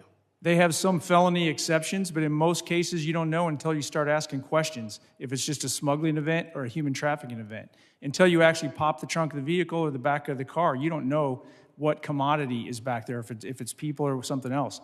It put a chilling effect beyond the actual written language on any kind of cooperation in the state. Well, I want to thank you for that. Yes, there were some exceptions when it comes to felonies, but someone who lives in California and was there for the discussion and debate, everything we warned about when it came to sanctuary state policies and the consequences to our community and the consequences to public safety, they have come true. And that is sad and unfortunate, and we need to undo those policies. So I want to thank you all for your leadership and testimony and your work. Thank you, and Mr. Chairman, now you back. Gentleman yields back. I now recognize the gentleman from Louisiana, Mr. Carter, for 5 minutes of questions. Mr. Chairman, thank you very much. And to our witnesses, thank you for being here. What we've heard today and seen play out in the streets of this nation for the past year, straight out of the Trump administration's fascist playbook. Cheat, murder, lie about it, practice the art of mass distraction. The American people are not happy about this. This administration's officials are sitting before us. 2 people are dead.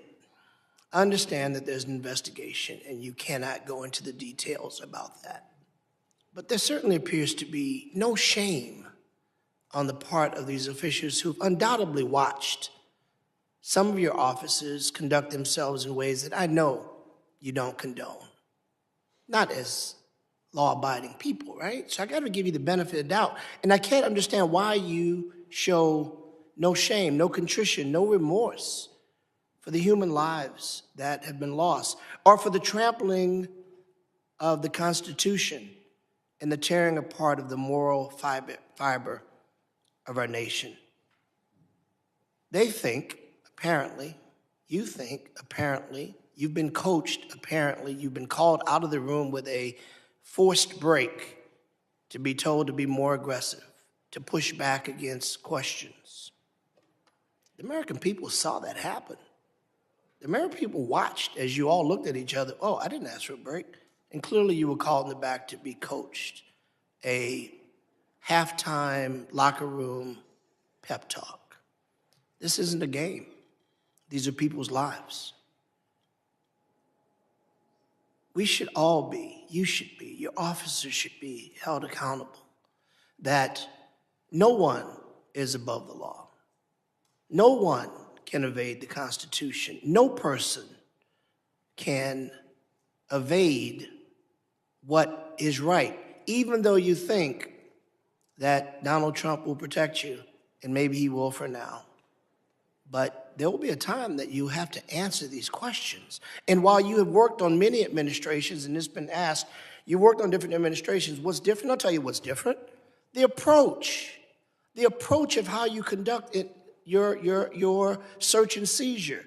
The reason there were so many others and they were not riots was because people were not being trampled. You had trained officers who knew the art of de-escalation. They understood the rule of law. They understood the Constitution. Yet now we continue to hear lies. Last year, I took members of Congress on an oversight visit to ICE facility. We were told certain things that turned out to be patent lies. They told us things that we witnessed within moments of being there to not be true, yet we continue to hear you and some of my colleagues suggest, don't believe your eyes, don't believe your ears, just trust us. Well, the American people can see. And this notion that Democrats don't want enforcement, those are talking points that are wrong. We want rapists and murderers off the street. We want the bad, the worst of the worst, to be arrested and to be deported if they aren't supposed to be here.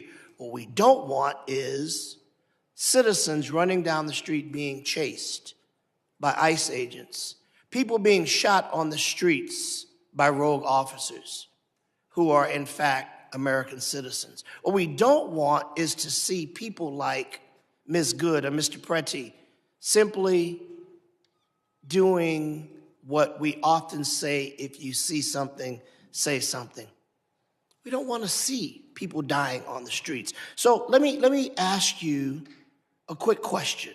Mr. Lyons, has ICE ever detained an American citizen such as they are not free to leave, whether it is on the sidewalk, the street, or thrown into the back of an ICE vehicle because they looked or sounded a certain way, even though they said they were American citizens? Yes or no, quickly, I only get 38 seconds. No, sir. That's never happened before. That we've arrested one? No, sir. We've detained individuals to verify identity, but we haven't arrested or deported. No, sir. Detain, arrest. Check it out. It's yes, sir. The same thing. Right. All right. What does an undocumented person look like or sound like? Does it look like Mr. Garbarino? Does it look like me? Could look like anyone, sir. Okay, well, how are you training your people? Because you've said and others have said, if they sound a certain way, they look a certain way, we're going to stop them. That was quoted by your people. What do you say to that?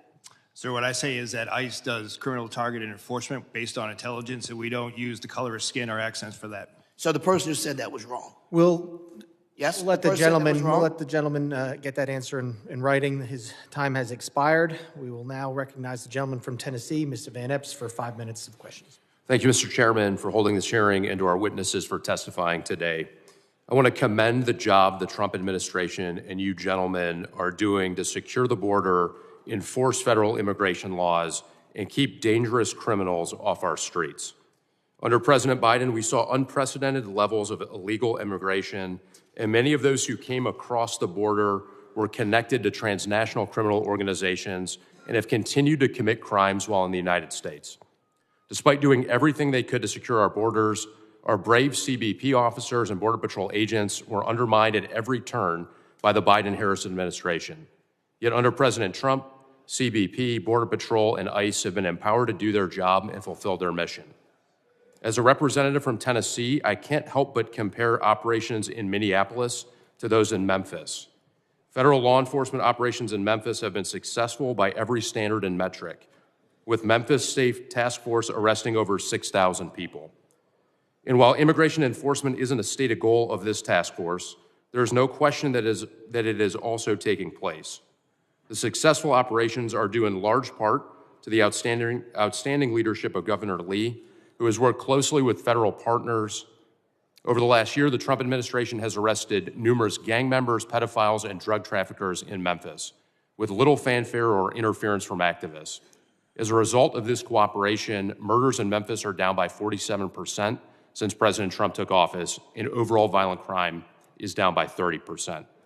In May of last year, ICE enforcement and removal operations worked with Tennessee Highway Patrol and DHS components to successfully arrest 196 criminal illegal aliens across the greater Nashville area.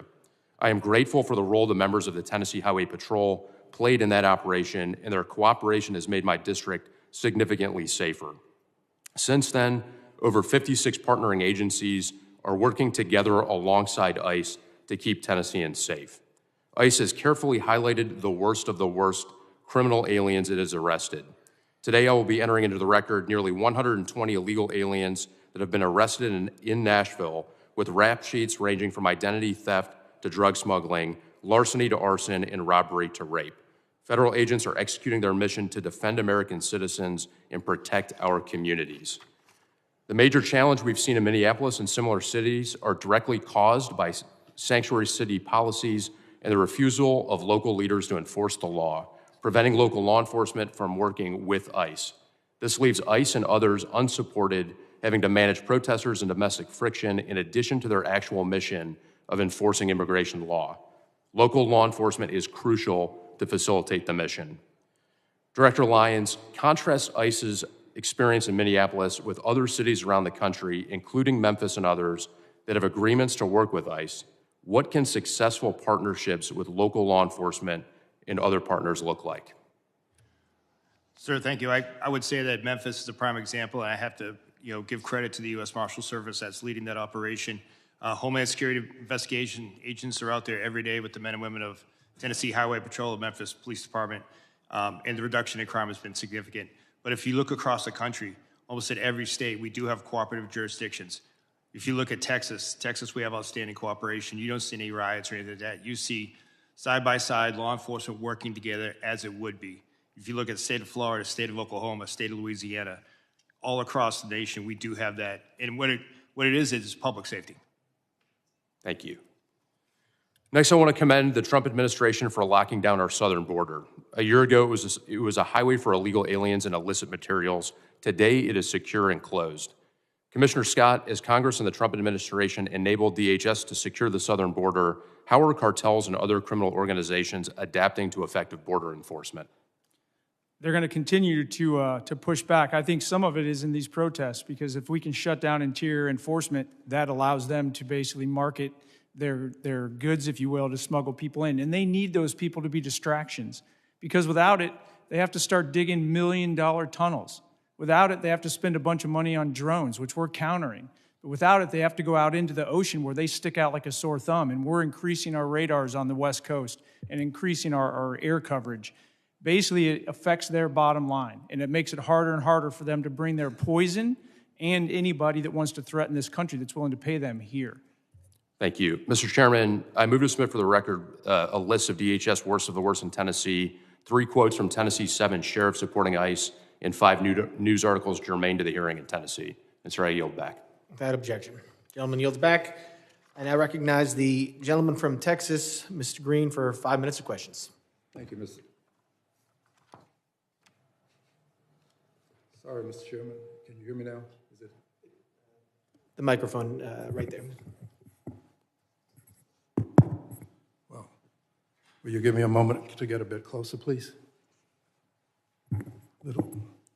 Thank you, Mr. Chairman, and I say it sincerely. I believe this is a most valuable hearing, and I'm honored that the ranking member would be here with us to accommodate us, as is the case with you. Mr. Lyons, is it true that you have a criminal justice degree, a bachelor's degree in criminal justice? Yes, sir, it is. Is it also true that you have a master's degree in criminal justice leadership? Yes, I do. And would you, as a professional with 2 degrees in criminal justice, indicate to us that if an officer commits murder, that officer should be prosecuted? Sir, any law enforcement misconduct needs to be investigated and prosecuted. Investigated and prosecuted. And have you seen the widely published video of the killing of Mr. Alex Preddy? Yes, sir. And, sir, my assumption is that if I ask you whether this was an injustice, you would say you cannot comment because of an ongoing investigation. Is that a fair statement? Yes, sir. And what is the rationale for not responding to an ongoing investigation? Sir, I don't want to impede or prejudice the investigation. No, not this one. Oh. Any, as in your profession now, but any investigation. What's the rationale? Not this one, any. Same for any investigation, sir. I don't want to. You would not want. I don't want to bias or put my finger on the scale of any investigation. You not. What's the rationale for your not testifying about it? Is my question. I don't understand your question, sir. What does the law say? What is the rationale? What harm would it do if you testified? Because I don't want to have the full facts of the case yet, sir. Exactly. That's what I expected you to say. You don't have the full facts. Thank you. And I assume you would agree with this, Mr. Scott. Is this true? Yes, sir. And Mr. Edlow, you would agree? I assume so. I'm not a professional in law enforcement. Well, but you're a professional person with a degree of intellect such that you can comment on whether or not. Well, I certainly would not comment on anything. Not a specific case. We're talking about now any case. Would you agree that it would cause harm for you to testify before there's an investigation? Certainly, without having all the facts. All right. Surely you would agree. Which brings us to Secretary Noem. Secretary Noem accused Mr. Preddy of brandishing a firearm while wishing to inflict harm on the officers. Secretary Noem. Same rules that apply to you apply to Secretary Noem. Accused this gentleman, Mr. Preddy, of brandishing a firearm.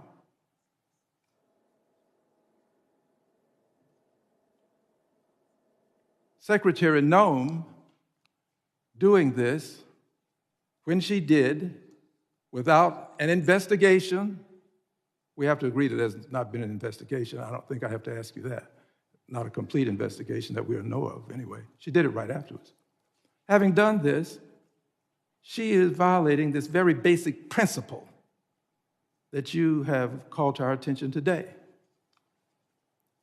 And we have to ask ourselves, why would she go so far as to say brandishing when he did not? The video will clearly show it. And she said wishing to inflict harm. Did not inflict any harm. But the secretary, without an investigation, made these comments. I'll tell you why. The secretary was in a rush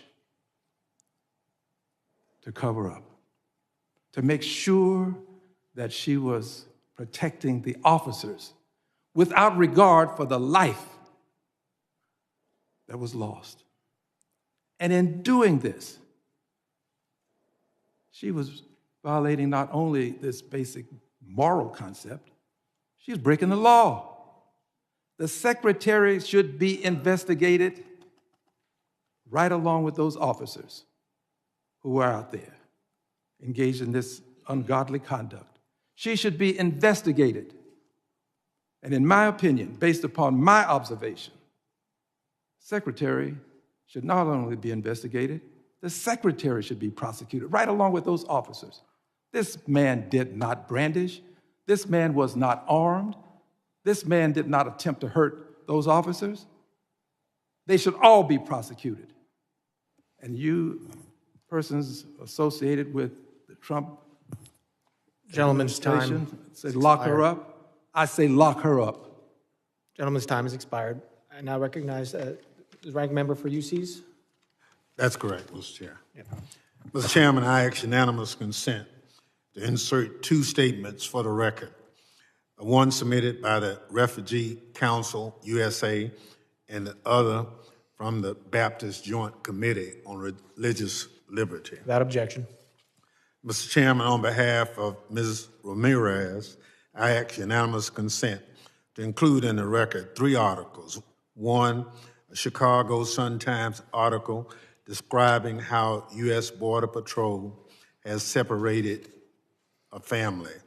Number two, an ABC 7 Chicago article that describes how ISIS warrantless arrest in Chicago has been ruled unlawful by a federal judge.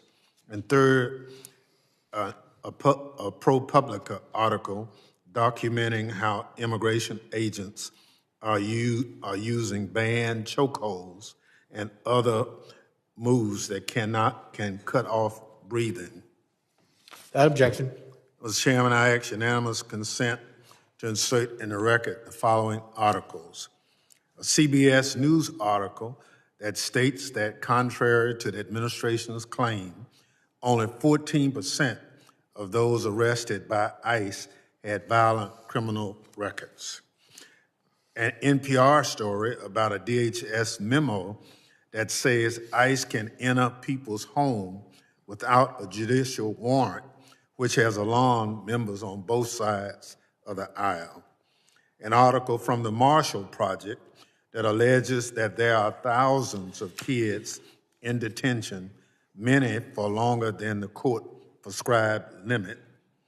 An article from the Independent about a sick 5-year-old, Lame Ramos, asking for his mom in a detention center, which rebuts testimony we heard today that ICE was taking good care of him. A report from the Center for Election Innovation and Research updated this month that found that non-citizen voting is rare and allegations of the practice are a result of misunderstandings or fabrication. An article from the AP which highlights that federal authorities are monitoring and tracking individuals who criticize immigration enforcement operations. A report from the Brennan Center titled, ICE Wants to Go After the Sinners as Well as Immigrants. A report from The Guardian that describes the terrible condition in ICE facilities and that ICE denied urgent medical care to a 10-year-old. Without objection. I want to thank, Gentleman kneels back. I want to thank the members, or the witnesses for being here tonight, and all the members for their questions. Members of the committee may have some additional questions for the witnesses, and we ask that the witnesses to respond to these in writing. Pursuant to Committee Rule 7E, the hearing record will be held open for 10 days. I want to let the audience know that please still be seated while the witnesses and their teams leave. Without objection, this committee stands adjourned.